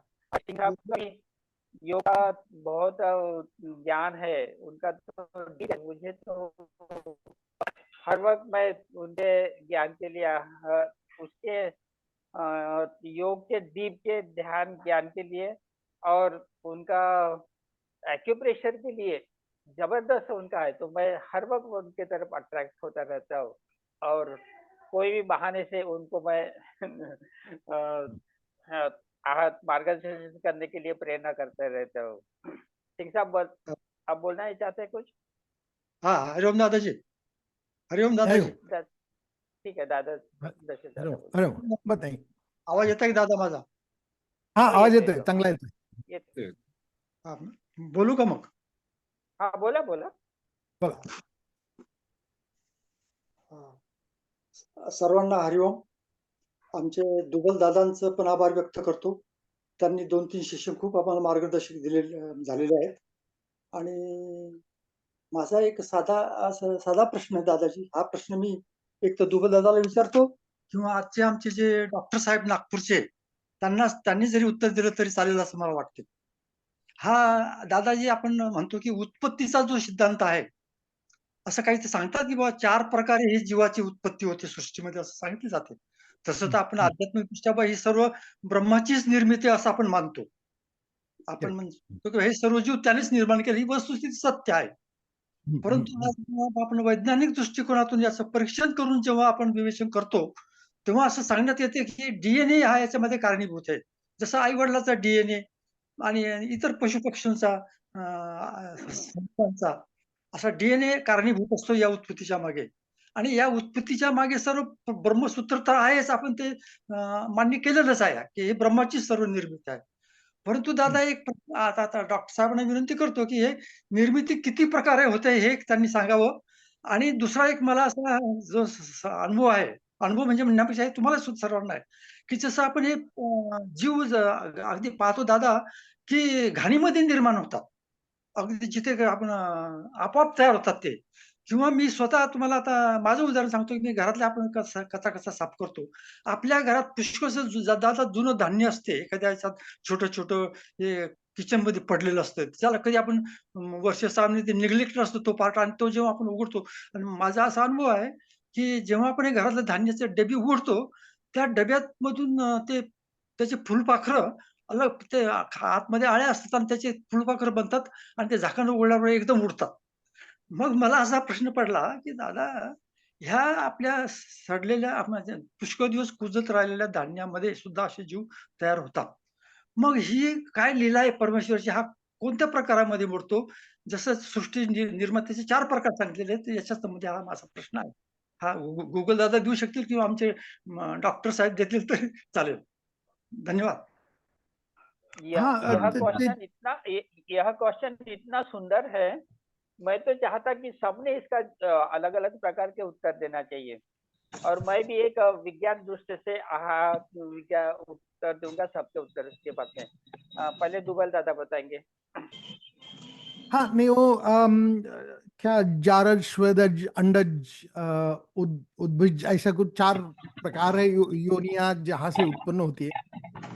लेकिन ये जो मैं तो जो ये जो अपना जो विषय था आज का उसके परिप्रेक्ष्य में मैं अगर इसका उत्तर दे दूं तो ये जो जैसे कि डीएनए आपने बात की या जो भी कुछ लेट्स से वट वृक्ष होता है ना, वट वृक्ष का बीज होता है ना, वो बीज बहुत छोटा होता है लेकिन उसमें पूरा वो झाड़ का इम्प्रिंट उसके अंदर होता है, राइट। वो अलग अलग उसका कितने ब्रांचेस वगैरह होते हुए वो पूरा उसका डीएनए में एनकोड करके रखता है, ब्लूप्रिंट उसमें रहता है कि उसके अनुसार उस जीव की डेवलपमेंट होगी वगैरह। तो ये जो हम देखते हैं ये अभी मॉडर्न साइंस में इसका अभ्यास होता है कि ये प्राणियों की उत्पत्ति वगैरह कैसी होती है। मॉडर्न साइंस में ये तो बुक में आपको सब मिलेगा, राइट। परंतु ये नियम या ये सिस्टम किसने बनाई कि जो डीएनए में इतना सारा कैरेक्टरिस्टिक्स रखता है कि ये जो सिस्टम वो जो इंटेलिजेंस है वो भगवान ने बनाई, राइट। वो उसने ऐसा डिजाइन किया कि वटवृक्ष के बीज से वटवृक्ष पैदा होगा और उसमें अंबा नहीं आएगा, राइट। और अंबा का झाड़ अलग होता है, राइट। तो मैं ये समझता हूँ कि ये जो नियम बनाने वाले उस भगवान की हम लोग बात कर रहे थे, राइट। जैसे कि मेरा ब्लड शुगर कितना होना चाहिए, ये आज के डॉक्टर सब बताएंगे अरे आपका थोड़ा ज्यादा है या कम है जो भी कुछ, लेकिन ये किसने तय किया कि दिस इज द रेंज इसमें होना चाहिए, किसने डिजाइन किया और किसके डिजाइन से ये चलता है। तो उस भगवान की हम लोग ये लेक्चर में बात कर रहे थे। लेकिन बाकी जो मैटर्स है जैसे कि कैसे अंडे में से वो लार्वा आती है फिर उसका बटरफ्लाई हो जाता है, जो भी कुछ है, जो भी कुछ या उसका निकलती है, वो सब मॉडर्न साइंस की बातें हैं भौतिक विज्ञान में। तो उसके बारे में अन्यत्र भी हमें इंफॉर्मेशन मिल सकती है। तो मेरा उत्तर यहाँ इधर ही समाप्त होता है। तो बाकी कोई इसमें ऐड करना चाहिए तो प्लीज। डॉक्टर हरिओम साहब दादा।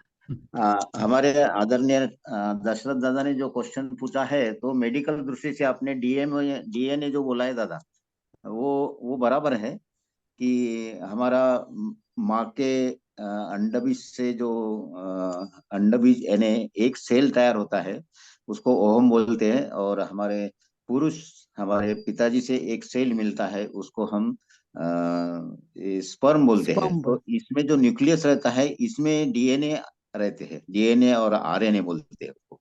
तो दोनों के जो डीएनए और आरएनए ये पेयर्स में रहते हैं 46 पेयर 47 पेयर्स, और उसमें से कौन से पेयर्स में उसका मिलन होता है जब लड़का होता है, कौन से पेयर्स में मिलन होता है जब लड़की होती है, ये इस प्रकार से अपना आरएनए और डीएनए का महत्व है। और ये आरएनए और डीएनए का महत्व होने के बाद में ही अपना जन्म होता है। लेकिन अभी अपन दादा साहेब टिस्कुली इस वर्ग में इतने हमारे गुरुओं ने ध्यान दिया है, इसके ऊपर से हम बता सकते हैं कि ये जो आरएनए डीएनए है जिसके ऊपर से हमारा लड़का लड़की या हमारा जन्म होता है, वो हमारे संस्कार रूप में, यानी एकदम माइन्यूट आइटम्स में वो आरएनए डीएनए में यानी संस्कार जो है वो उसमें स्थापित रहते हैं। और इस प्रकार से फिर अपने जन्म में हम वैसे ही काम करते हैं। तो ये मेडिकल साइंस की तरफ से इसका उत्तर हो गया दादा। नाही दादा, तिची आळी निर्माण झाली आपल्या कुजलेल्या धान्यामध्ये, त्याचा काय कसं हा म्हणजे त्याच्यामध्ये जे धान्य निर्माण होते, तर तर ते अळीच्या रूपाने पहिल्यांदा तयार होते, आणि अळीच्या रूपाने तयार झाल्यानंतर ते फुलपाखरूच्या रूपामध्ये त्याचं रूपांतर होते, आणि ज्यावेळेस आपण ते झाकण उघडतो त्यावेळेस ते उडताना आपल्याला दिसतात फुलपाखरूच्या रूपामध्ये. पहिल्यांदा अळी होते. असं. पण मग ही काय परमेश्वराची लीला आहे दादा, की हा जीव तिथे कसा तयार झाला? तर ते दादा तिथलं डिटेल आता आपल्याला असं माहित पडेल की जे आदरणीय जयंत दादांनी जे सांगितले की जारज, त्याच्यानंतर अंडज, उद्भिज, अशा प्रकारचे जे 4 योनी आहेत, तर त्याच्यापैकीची एका योनी मधला तो त्यांची योनी आहे तिथे. आणि असं काही ठिकाण आहे की जिथे काहीच नाही तरी तिथे अळ्या होतात. असं आहे. ते हवेमध्ये. आणि हा. तुम्हाला माहित असेल की काही बेडकाची जात अशी असते, frog, some species of frog असे काही जात आहे की पाऊस 3-4 वर्ष नाही पडला तरी तो दगडासारखा किंवा मातीच्या ढेकळासारखा होऊन राहतो, आणि ज्यावेळी पाऊस येईल त्यावेळी परत तो रिवाईव्ह होतो.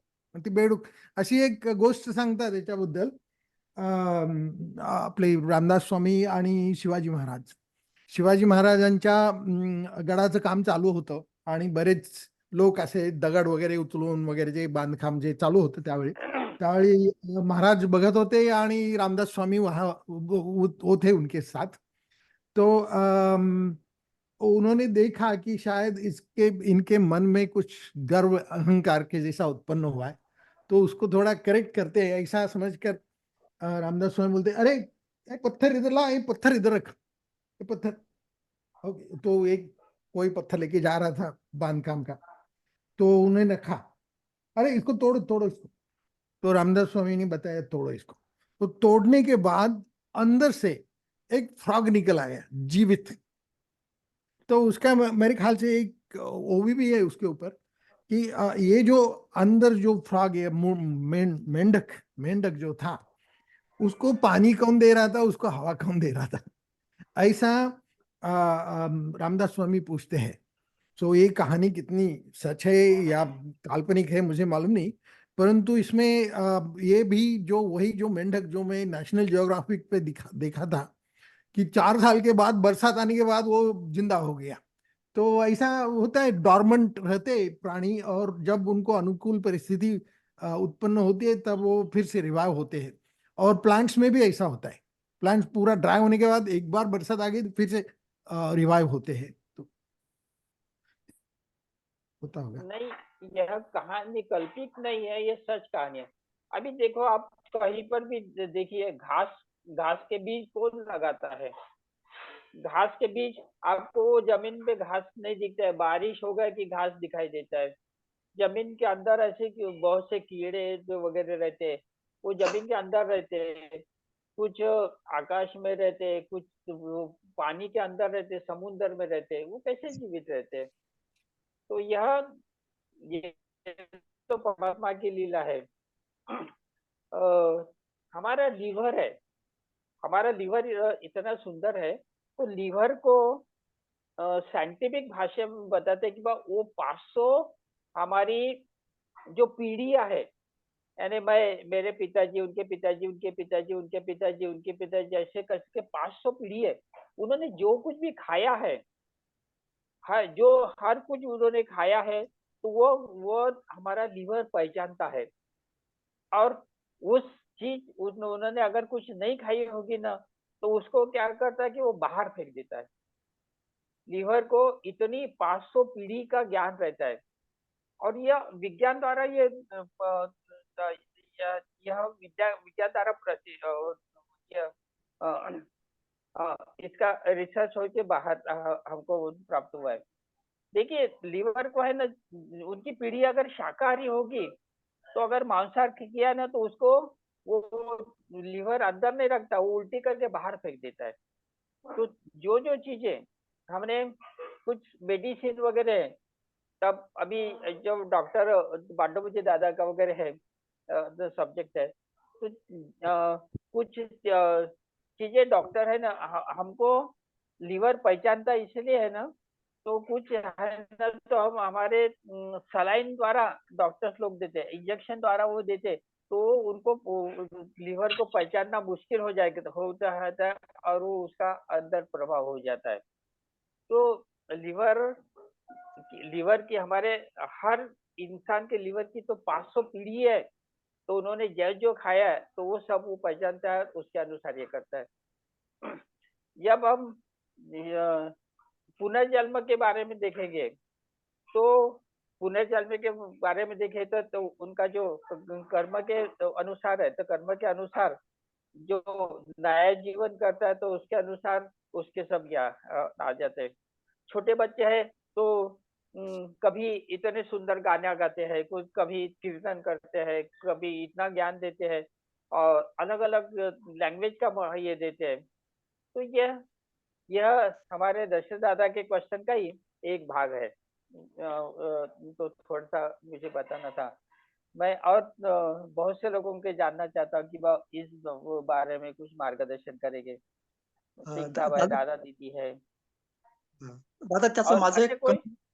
दादा माझं एक समजा उत्तर द्यायचं आहे. तुम्ही आता जे बोलले किंवा माझं याच्यामध्ये स्वतः दादा मी असं उत्तर शोधलंय, माझं मीच शोधलंय की ह्या ब्रह्मामध्ये जेवढं काही वेस्ट मटेरियल आहे, आपण ज्याला पंचमहाभूतात्मक तत्व सुद्धा म्हणू शकतो. जसं दादा की जिथे जिथे या मूळ वस्तूचं विघटन होते, नाश पावतो, या नाश पावण्याच्या क्रियेमध्ये सुद्धा काही जीवांची निर्मिती होते, असा हा सिद्धांत आहे दादा. जे जे काही वेस्ट मटेरियल आहे जगामध्ये, मग आपलं स्वतःचं शरीर पण घ्या ना. आपलं शरीर दादा जेव्हा सडते, कुजते, आपण मृत्यू पावतो. आपल्या मृत शरीरामध्ये ते सडून कुजून तिथे अळ्या तयार होतात. हे आपण बघतोच आहे. प्रत्येक जीवाच्या कुजलेल्या अवस्थेमध्ये. म्हणजे मग याच्यातून सिद्धांत एकच आहे, की कोणतंही वेस्ट मटेरियल हे टाकाऊ नाहीये. त्याच्यापासून सजीवांची निर्मिती होते, असा एक सिद्धांत निघतो दादा. असं मला वाटतं बरं. पहा तुम्हाला पटतो की नाही. आणि त्याबद्दल इतर मार्गदर्शक सांगतीलच किंवा काय असेल तर. धन्यवाद दादा. बिल्कुल बिल्कुल सही बात है। देखिए हमारा शरीर है ना, तो 90% है ना, तो ये सेल्स और अपने बैक्टीरिया और वायरस से बना है। हमारे correct. हर एक के सेल्स में, हमारे शरीर में 120 करोड़ 120 ट्रिलियन, यानी 120 पे 12 शून्य रखेंगे, इतने हमारे शरीर में सेल्स है। और हमारे शरीर में बैक्टीरिया और वायरस कितने हैं, तो उसके 10 टाइम्स बैक्टीरिया और वायरस है। हमारा शरीर देखा ना, तो 90% इसी से बना हुआ है। और वो अगर एक साथ हमें जोड़ने लग गए ना, तो पूरी पृथ्वी प्रदक्षिणा हो जाएगी। और हम जब माता पिता से उनका सहयोग होता है, तो उनके वजह से फिर जो एक सेल निर्मित होती है, और उसके अलग अलग इतने सारे सेल्स तैयार होते हैं, और हमारा जीवन कार्य शुरू हो जाता है। तो ये हमारा मनुष्य के बारे में नहीं है, जो जो छोटे छोटे सूक्ष्म जंतु रहते, तो उनमें भी परमात्मा में ऐसा ही उन्होंने जीवित ये किया, उत्पत्ति की है। तो यह विषय है, तो हम और कभी भी लेंगे, पर इसके बारे में और कुछ किसी को जानकारी देना हो तो आप निश्चित दे सकते हैं।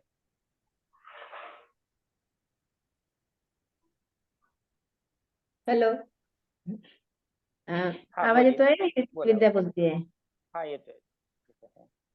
दादासाहेब टिचकुले योग वर्गातील सर्व मान्यवरांना नमस्कार आणि आजचे गुरुवर्य जयंतराव दादा यांना सुद्धा माझा नमस्कार. मस्त खूप छान चर्चा झालेली आहे. काय असतं की पैसे देऊन आपल्याला एखादी वस्तू घेता येतं, पण पैसे देऊन मात्र अशा प्रकारचं ज्ञान आपल्याला घेता येत नाही की जे ज्ञान आपल्याला या योग वर्गामध्ये विविध रिसोर्स पर्सनच्या माध्यमातून विविधांगी विषयावर आपल्याला हे अशा प्रकारचं ज्ञान मिळतं. आणि आजचा वर्ग खूप सुंदर झालेला आहे, चर्चा सुंदर झालेली आहे आणि नवीन नवीन यामधून DNA, RNA याबद्दल सुद्धा दादांनी खूप सुंदर माहिती सांगितलेली आहे. काही असे कीटक असतात की ते स्वयंपोषी असतात, काही परपोषी असतात. आणि आता हे जे आपण कोसा वगैरे पाहिलं असेल, तर ती जी अळी तयार होते आहे, तर त्या अळीचं सुद्धा की जसं मुलाचं प्रत्येक स्टेजमधून जसं बाळ जन्माला येतं, तशा प्रकारचं ते सुद्धा अळी तयार होते आणि त्या अळीला विशिष्ट तापमानाच्या खोलीमध्ये त्याला ठेवतात, असं लटकन असतं आणि मग ते तिथून सुद्धा इतकं रंगीत प्रकारे असे फुलपाखरू तयार होतात. तर हे एक निसर्गाची किमयाच आहे, असं म्हणावं लागेल. कारण जसं आपल्याला जीव आपलं पसंत असतं तसं ते काही असे सूक्ष्म जीवजंतू सुद्धा हे चांगलं असते. आणि जे धान्यांमध्ये जे किडे तयार होतात, अळी तयार होते, सोंडे तयार होतात, तिरुण्या तयार होतात, तर असं काही त्यांचं सुद्धा जीवन असावं आणि आपण ते लागू नये म्हणून आपण कडुलिंबाचा पाला वगैरे घालत असतो की ज्या अजाजिरा सिटिटी नावाच्या गुणधर्माने किडे लागणार नाही म्हणून आपण कडुलिंबाचा पाला सुद्धा आपण तिथे टाकतो. तर आज इतकं सुंदर चर्चा झाली आहे. ठोकर काकाने सुद्धा सुंदर माहिती दिली आहे, जयंतराव दादांनी दिलेली आहे, आपलं साखरे काकांनी सांगितलेलं आहे, बांडिगुचे सरांनी सुद्धा सांगितलंय. खूप सुंदर झालेलं आहे खरोखर. म्हणजे काय म्हणावं की खरंच आपल्याला पैसे देऊन वस्तू घेता येत नाही, पण वस्तू घेता येते पण ज्ञान घेता येत नाही. इतकं सुंदर आपलं वर्ग आहे. खूप खूप धन्यवाद सर.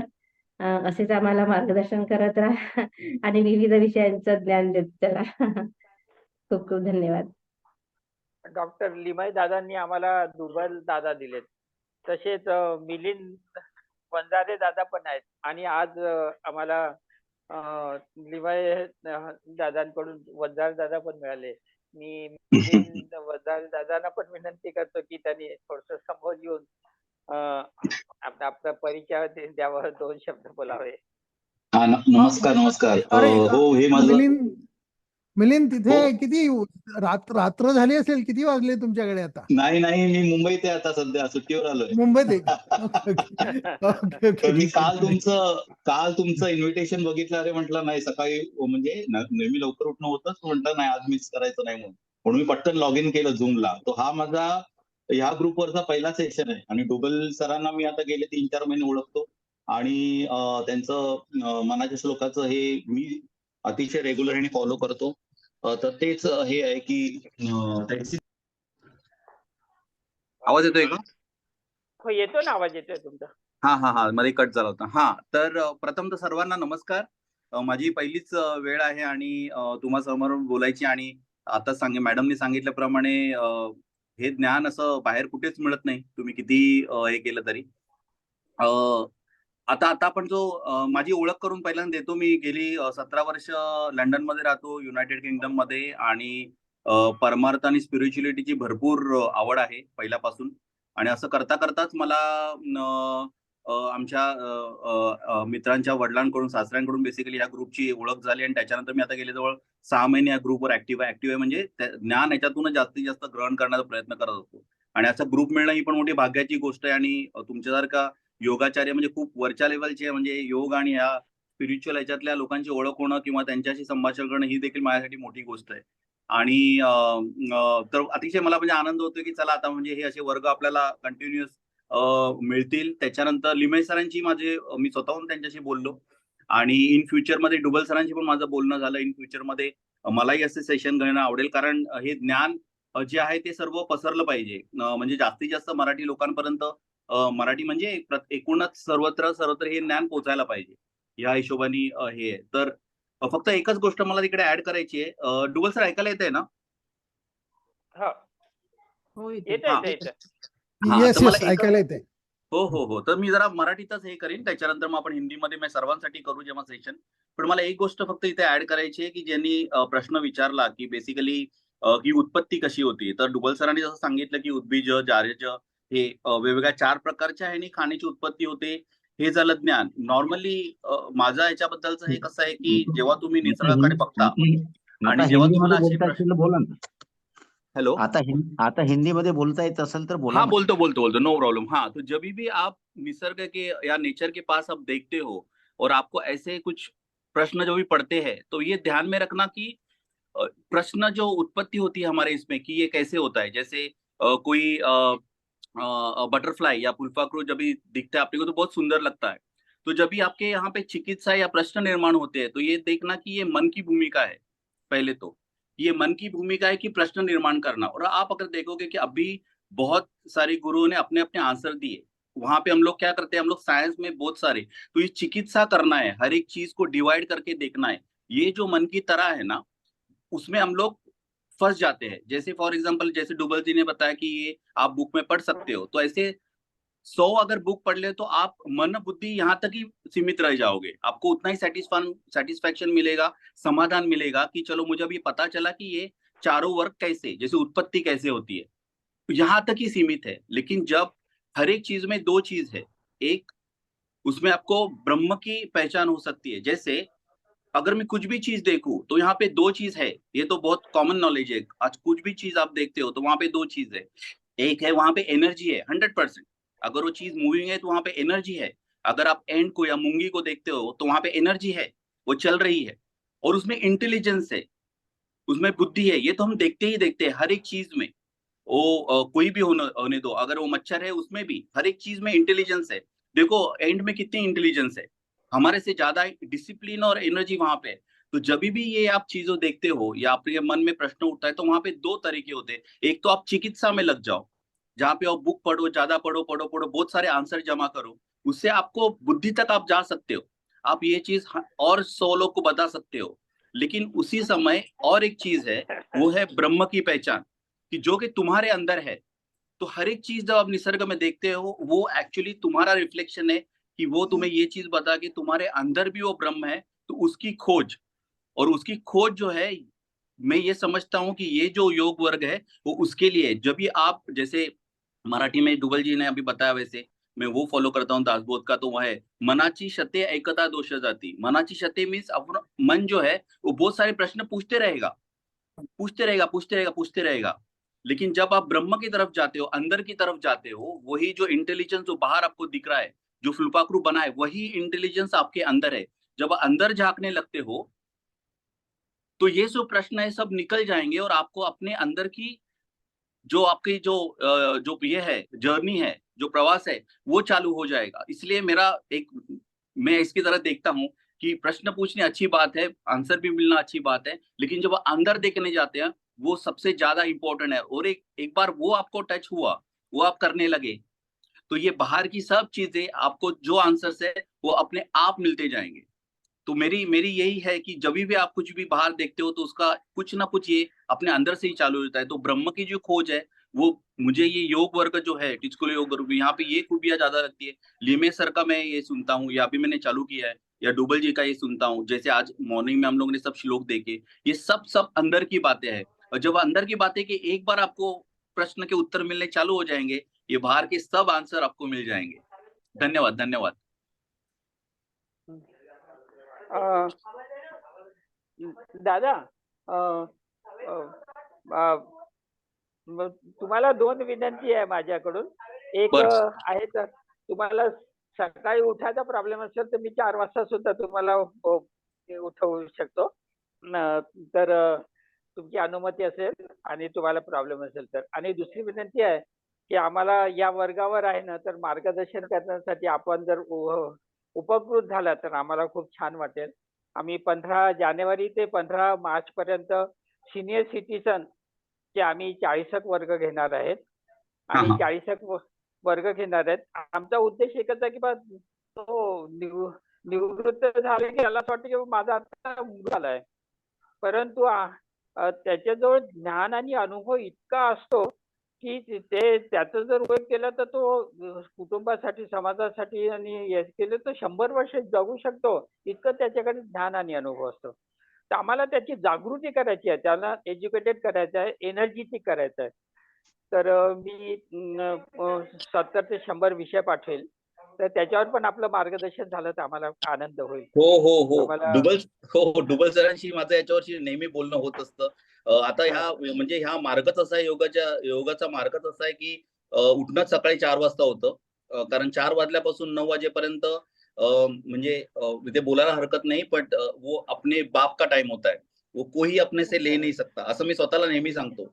तुम्ही ऑफिस करा, काही करा, पण 4 ते 9 ही वेळ असते ती आपल्या बापाची आहे. कोणी आपल्यापासून हिरावून घेऊ शकत नाही. That is right time to do all this work. पण हे ज्ञान जे आहे ते सर्वांना पोहोचवायला मी जरूर हे करीन. मी ऍक्च्युली गेल्या वर्षी पण हे केलं होतं, पण तेवढा एवढं होई नव्हतं.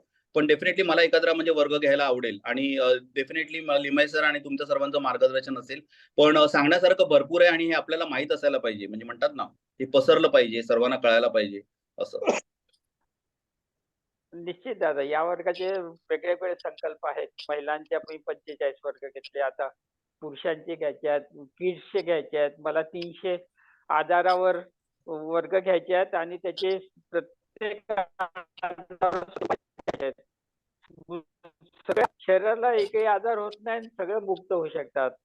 हो. तर हे आपला सगळ्यांचा आशीर्वाद असला तर निश्चित यशस्वी हो जरूर करू आपण.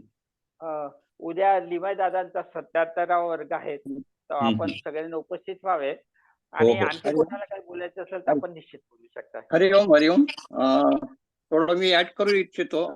सर, आता आपण जे काही विधान केलंय ना, साधारणतः 6-7 वर्षाच्या अगोदर ह्याच विषयावर, आवाज येतोय माझा? हो अगदी व्यवस्थित येतोय तो.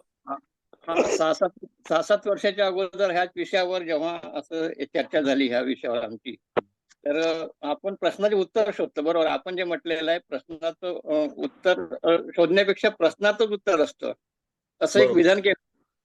तर त्यावर मी रिसर्च केलं की असं का होते प्रश्नात. तर प्रश्नाची फोड जर आपण केली तर आता तेव्हा आतमध्ये जातो आपण, उत्तर शोधायचं तर बाहेर जातो, त्याला बहिरंग बोलतात. आणि जर प्रश्न जर फोडून काढला तर तो आतमध्ये जातो, म्हणजे आपलंच आपण स्वतःचं उत्तर शोधत असतो. मला वाटतं हा बरोबर सिद्धांत असेल ना, की प्रश्नातून उत्तर असतं. तर प्रश्न शोधून म्हणजे प्रश्नाचं पैलू जसं एखादा अणुरेणू असतो, बारीक बारीक आपण करत जातो, तसं प्रश्न बारीक बारीक करत जा, म्हणजे त्या प्रश्नाचं शोधत जा. अंतरंगामधून आपण ते शोधतो, त्याच्या अनुभूतीतून उत्तर भेटते. अगदी बरोबर तुम्ही सांगितलं. तोच हे आहे की ते प्रश्न तुम्ही अंतरंगामध्ये त्याचं उत्तर आतमध्ये तुमच्या सापडत गेलं ना, की तो प्रश्न राहत नाही. नॉर्मली याचं सिंपल एक्झाम्पल काय आहे माहितीये का, म्हणजे लहान मुलं जी असतात की नाही बघा, लहान मुलं प्रश्न विचारत असतात, सतत प्रश्न विचारत असतात, कारण तो बुद्धीचा भाग आहे, त्यांचं नवीन त्यांना जग दिसत असतं, पण त्यांना उत्तरामध्ये इंटरेस्ट नसतो. ते लोक प्रश्न विचारतात आणि सोडून देतात आणि मोठी माणसं त्याला उत्तरं देत राहतात आणि थोड्या वेळाने म्हणजे पुन्हा प्रश्न विचारतात. तर एक मनाची वृत्ती जर का नीट बघितली ना, तर मनाची वृत्ती असते की प्रश्न निर्माण करत राहायची, त्याला त्या आन्सर मध्ये आणि त्या गाभ्यामध्ये जायचं नसतं. पण तुम्ही आता जसं सांगितलं ना, तसं तुमच्या अंतरंगामध्ये जर का तुम्ही शोध घेत गेला तर बरोबर ते प्रश्नच बाजूला होऊन जातो आणि शेवटी तुमच्या अनुभूतीनं उत्तर येतं तुम्हाला. आणि ते जे ज्ञान आहे ना, ते तुम्हाला जेवढं समाधान देऊन जातं ना, ते बाहेरची पुस्तकं देऊ शकत नाही. म्हणजे आता हे अनुभवांती आहे. म्हणजे मी कोणाला दुखवू इच्छित नाही, कारण प्रत्येकाचं हे आहे आणि डेफिनेटली मी पण पुस्तकं वगैरे भरपूर वाचतो. पण पुस्तक वाचन आहे बाहेरचं, जसं आज डुबल सरांनी सकाळी श्लोक वगैरे घेतले, ते आपण छापून आपण समोर ठेवू शकतो, रोज वाचू शकतो. ते हा एक भाग झाला कर्माचा. पण जेव्हा तुम्हाला त्याचा अनुभव येतो, ते श्लोक म्हटल्यानंतर जे काय होतं, त्याचा जो आनंद आहे ना, तो तुम्ही शब्दात नाही वर्णन करू शकत. अगदी प्रश्नच नाही कुठलाही श्लोक. ह्या विषयावर मी जय कृष्णमूर्तीचा 6 वर्ष अभ्यास केला. जय कृष्णमूर्तीचे जे काही पुस्तक आहेत, तर त्याच्यातून मला खूप काही गोष्टी म्हणजे त्याच्यातूनच हे जे काही मी सांगितलं, जे माझ्यात निर्माण झालं होतं, तर ते आता आज आपण जो विधान केलं ना, त्याच्यावर मी म्हणून भाष्य केलं की नाही, तुम्ही तुम्ही अतिशय बरोबर हे केलं. पुन्हा मी तेच रेफरन्स सांगतो, डुबल सरांनी जसं सांगितलं. इकडे मी तर स्वतःला काही म्हणजे काही गुरु वगैरे समजत नाही, ज्ञानी वगैरे समजत नाही, पण तुम्ही बरोबर कॅचअप केलंय ते. मी स्वतः जिड्डू कृष्णमूर्तींचं, ओशोचं वगैरे भरपूर वाचतो. त्यामुळे मी माझंही असं सांगत नाही, पण जे काही सुंदर विचार आहेत ते आपल्याला सगळ्यांना संक्रमित करता आले पाहिजे. त्यामुळे इन फ्युचरमध्ये अतिशय त्या पर्टिक्युलर टॉपिक बद्दल जरी घ्यायचं, कारण आम्ही तिकडे म्हणजे एक सांगायचा मुद्दा असा आहे, म्हणजे बाहेरगावी राहिल्यानंतर असं दिसून आलं मला गेल्या 17 वर्षामध्ये, की भारतामध्ये एवढं ज्ञान आहे म्हणजे लिहिलेलं, आणि एवढ्या तत्वज्ञानी, एवढे संत पुरुषांनी इतकं होऊन गेलेलं आहे ना, की अक्षरशः भारतामध्ये त्या गोष्टीची जाणीव राहिलेली नाहीये. आणि बाहेरगावी त्या गोष्टीचा इतका अभ्यास केला जातो, की ते बघून मग आपल्याला वाटतं, की अरे आपल्याकडे ह्या गोष्टी कमी का? असं हा प्रश्न मला अत्यंत हे वाटतो. त्यामुळे तुम्ही जिड्डू कृष्णमूर्ती, ओशो इन फ्युचरमध्ये जर का म्हणजे जर का संधी मिळाली तर डेफिनेटली आपण एका कारण विपुल आहे, म्हणजे त्याला काही अंतच नाहीये. इतकं ज्ञान आत्ताच्या म्हणजे 100 वर्षामधल्या संत पुरुषांनी सगळ्यांनी देऊन ठेवलेलं आत्ताच्या 100 वर्षामध्ये. पूर्वी संत परंपरा वगैरे तर बोलूच नाही. पण आत्ताच्या ह्याच्यामध्ये गेल्या 100 वर्षामध्ये तर इतके जण झालेले आहेत आणि त्यांचं ज्ञान एवढं आहे. पण म्हणजे दुर्दैवच म्हणावं लागेल, की आपल्या भारतामध्ये तेवढी त्याची हे व्हॅल्यू केली जात नाही. म्हणजे प्रश्न म्हणजे आहेत, सर्वजण बिझी आहेत वगैरे सगळ्याच गोष्टी आहेत. पण ते ज्ञान एवढं विपुल आहे आणि एवढं आहे, आणि जे समाधान देऊन जातं ते बाहेर तुम्हाला मिळणं अशक्य आहे. त्यामुळे हे असे वर्ग जॉइन करून ते पसरवणं आणि ह्यांचा तुमचा जो प्रयत्न जो आहे तोच स्तुत्य प्रयत्न आहे. आणि डुबल सरांनी हे सुरू केलं, त्यामुळे मला अतिशय आनंद आहे, कारण आम्ही आता 3-4 महिने ओळखतो. त्यामुळे मला आनंद आहे, की त्यांनी आता हे सुरू केलं. कारण हे कुठेतरी संक्रमण झालं पाहिजे, हे सर्वत्र पसरलं पाहिजे. खास करून हिंदू जे आहे ते आपलं जे ज्ञान आहे ते असं. त्यामुळे अत्यंत म्हणजे मला पण आनंद आहे, की तुम्हाला ते रेफरन्स बरोबर लागला. कारण हो, जिड्डू कृष्णमूर्ती, ओशो आणि असे बरेच फिलॉसॉफर आपल्या भारतातले आहेत, ज्यांचं हे ज्ञान जे आहे ते इथे ह्या टिचकुले ग्रुपवर डिस्कस झालं पाहिजे. आणि संधी मिळाली तर जरूर आपण करू. त्याच्यामध्ये भरपूर हे स्कोप आहे त्याच्यामध्ये करण्यासारखा. पण एक जर ऑब्झर्वेशन केलं आपण सर्वांनी, तर आताची सध्याची जी आपण संत परंपरा बरोबर आहे सर्व आपल्याला ज्ञान त्यांनी एका ठिकाणी ठेवून दिलेलं आहे. पण हो. सध्याची स्थिती जर IT क्षेत्रात जर बघितलं तर आपण चांगल्या प्रकारे लोकांपर्यंत पोहोचू शकतो. हा पण एक साधारणतः जर निष्कर्ष काढला. आणि मला वाटतं योगाचार्यांनी मगाशी जे काही विधान केलेलं आहे, की आपण ह्यामध्ये सर्वांनी थोडा सहभाग घेतला पाहिजे. तर मला वाटते सर्वांनी जर आता एवढं जर नॉलेज, आता जसं डुबल सरांनी एक ज्ञानेश्वरी आणि एक मनाचे श्लोक कितीतरी लोकांचं त्याचा हे होतं, फायदा होतो आणि खूप मंडळी पाहतात. मी जेव्हा YT स्टुडिओला पाहिलं, त्यांचं जेव्हा एक मी हे केलं, तर कमीत कमी 6,000 लोकांनी विदिन 2 दिवसामध्ये तो हे व्हिडिओ पाहिलेला. तर हे एक खूप चांगली गोष्ट आहे, की 6,000 लोकांपर्यंत आपण पोहोचू शकतो. तर कुठेतरी आपलं कार्य किंवा संत परंपरा जी काही हो, त्यांनी, अगदी बरोबर. हा, तर हे छोटंसं कार्य आपण केलं पाहिजे प्रत्येकाने. आणि मला अगदी वाटते बरोबर. ठोकर साहेबांची तीच एक योजना आहे, की आपण सर्वांनी एकत्र येऊन त्या नॉलेजचं संकलन करून लोकांपर्यंत प्रसारित करायचं. मला वाटते आमच्या योग वर्गाची ही छोटीशी एक रचना केली आम्ही. नाही, फार उत्तम ह्याच्याबद्दल. आणि नाही, खरंच त्याच्यामध्ये तुम्ही संधी द्या माझ्याकडे, तर म्हणजे हे ज्ञान हे करण्यासाठीच आहे, डिस्ट्रीब्यूट करण्यासाठीच आहे. आणि त्याच्यासाठी लागणारं जे आपण मटेरियल म्हणतो, म्हणजे समजा आता तुम्ही जसं सांगितलं ओशो, जिड्डू कृष्णमूर्ती किंवा हे जे संत परंपरा यांचं ज्ञान, जर का तुम्हाला जसं कोणीतरी सांगितलं, की आम्हाला लिखित पाहिजे, त्याचं मिनिंग पाहिजे वगैरे, हे सगळं माझ्याकडे, तरी मी आता गेली 15 वर्ष ते सगळं संकलित करत असल्या कारणे माझ्याकडे ते भरपूर आहे. आणि त्याचा माझ्या नुसत्या कॉम्प्युटरवर किंवा डेस्कटॉपवर असून काहीच उपयोग नाही त्याचा. ते डिस्ट्रीब्यूट झालं पाहिजे. तर मी असं समजतो, की हा ग्रुप जो आहे किंवा तुमचं जे कार्य आहे ते त्यासाठी राईट हे आहे, की ते मी सगळ्यांना डिस्ट्रीब्यूट करू शकेन, असं मला वाटतं. आणि डेफिनेटली तुम्हा सर्वात सिनियर्स लोकांचं मार्गदर्शन आहे. मी पर्सनली लिमय सरांशी बोलतो किंवा डुबल सरांशी बोलतो. आता तुमच्या सर्वांशी मी बोलू शकतो या विषयावर, असं. हो, यावर उत्तम, आपण उत्तम. विचार करूया. थोडं हो, टेक्निकली काही आहेत तर त्या बाबी पण तपासून बघू आपण, आणि काही जर चालेल. करता येत असेल तर सहज आपण त्याच्यावर पर्याय काढूया. धन्यवाद. हो, धन्यवाद. धन्यवाद. ठीक आहे. हा. बोला हरी लक्ष्मी. दादासाहेब टिचकुले योग वर्गाच्या सर्व गुरुजनांना हरिओम. दादासाहेब टिचकुले आंतरराष्ट्रीय योग वर्गाचे आजचे आपले गुरु डुबल दादा. अतिशय सुंदर असा विषय, जीव जगत आणि जगदीश खूप सुंदर असा विषय दादा आपला आहे. आणि जीवांच्या समूहाने जगताची निर्मिती आणि जगताचा प्रवास करताना जगदीशाचं दर्शन अतिशय सुंदर असं मार्गदर्शन आपण केलं. आणि सुरवंटाचं फुलपाखरू कसं होतं हे सुद्धा आपल्या मार्गदर्शनातून, अनेक मान्यवरांच्या मार्गदर्शनातून मिळालं. आपले सांगितलेले श्लोक माझ्या वडिलांची आठवण करून गेले. कराग्रे वसते लक्ष्मी, करमुले सरस्वती, करमध्ये तू गोविंदम, प्रभाते कर दर्शनम. अतिशय सुंदर असा श्लोक हा अगदी लहानपणापासून आमच्या बाबांनी आम्हाला सांगितला आणि त्याचं रोज आम्ही उठल्याबरोबर दोन्ही हात पुढे घेऊन एक हे करत असतो, म्हणून त्याचं चिंतन करत असतो. खूप छान असं मार्गदर्शन आपण केलं. असंच मार्गदर्शन आम्हाला नेहमी करत राहावं आणि आम्हाला उपकृत करत राहावं. ज्ञान हे दिल्याने वाढतं, हे सर्व मान्यवरांच्या मार्गदर्शनातून मिळालं. कारण ते ज्ञान स्वतःजवळ ठेवलं ते साचून राहतं, त्याचा काही उपयोग होत नाही. आणि दिलं तर ते वाढत राहतं, एकाकडून दुसऱ्याकडे, दुसऱ्याकडून तिसऱ्याकडे असं. आणि त्यामुळे समाजाला त्याचा फायदा होतो. तर निश्चितच आपल्या योगवर्गाचा याच हेतूने म्हणजे सुरुवात, योग वर्गाची सुरुवात झालेली आहे. आणि सर्वांना ज्ञान देण्याचं कामच हे जे महामहिम आहेत आमचे योगाचार्य रामकृष्ण ठाऊकर, मते काका आहेत, आणि सगळे मान्यवर, सर्व पांडेपूज्य काका असतील, सर्वच खूप सुंदर असं मार्गदर्शन आपण करत राहता. आणि आम्ही आपल्या ऋणात राहू इच्छितो. धन्यवाद दादा, धन्यवाद.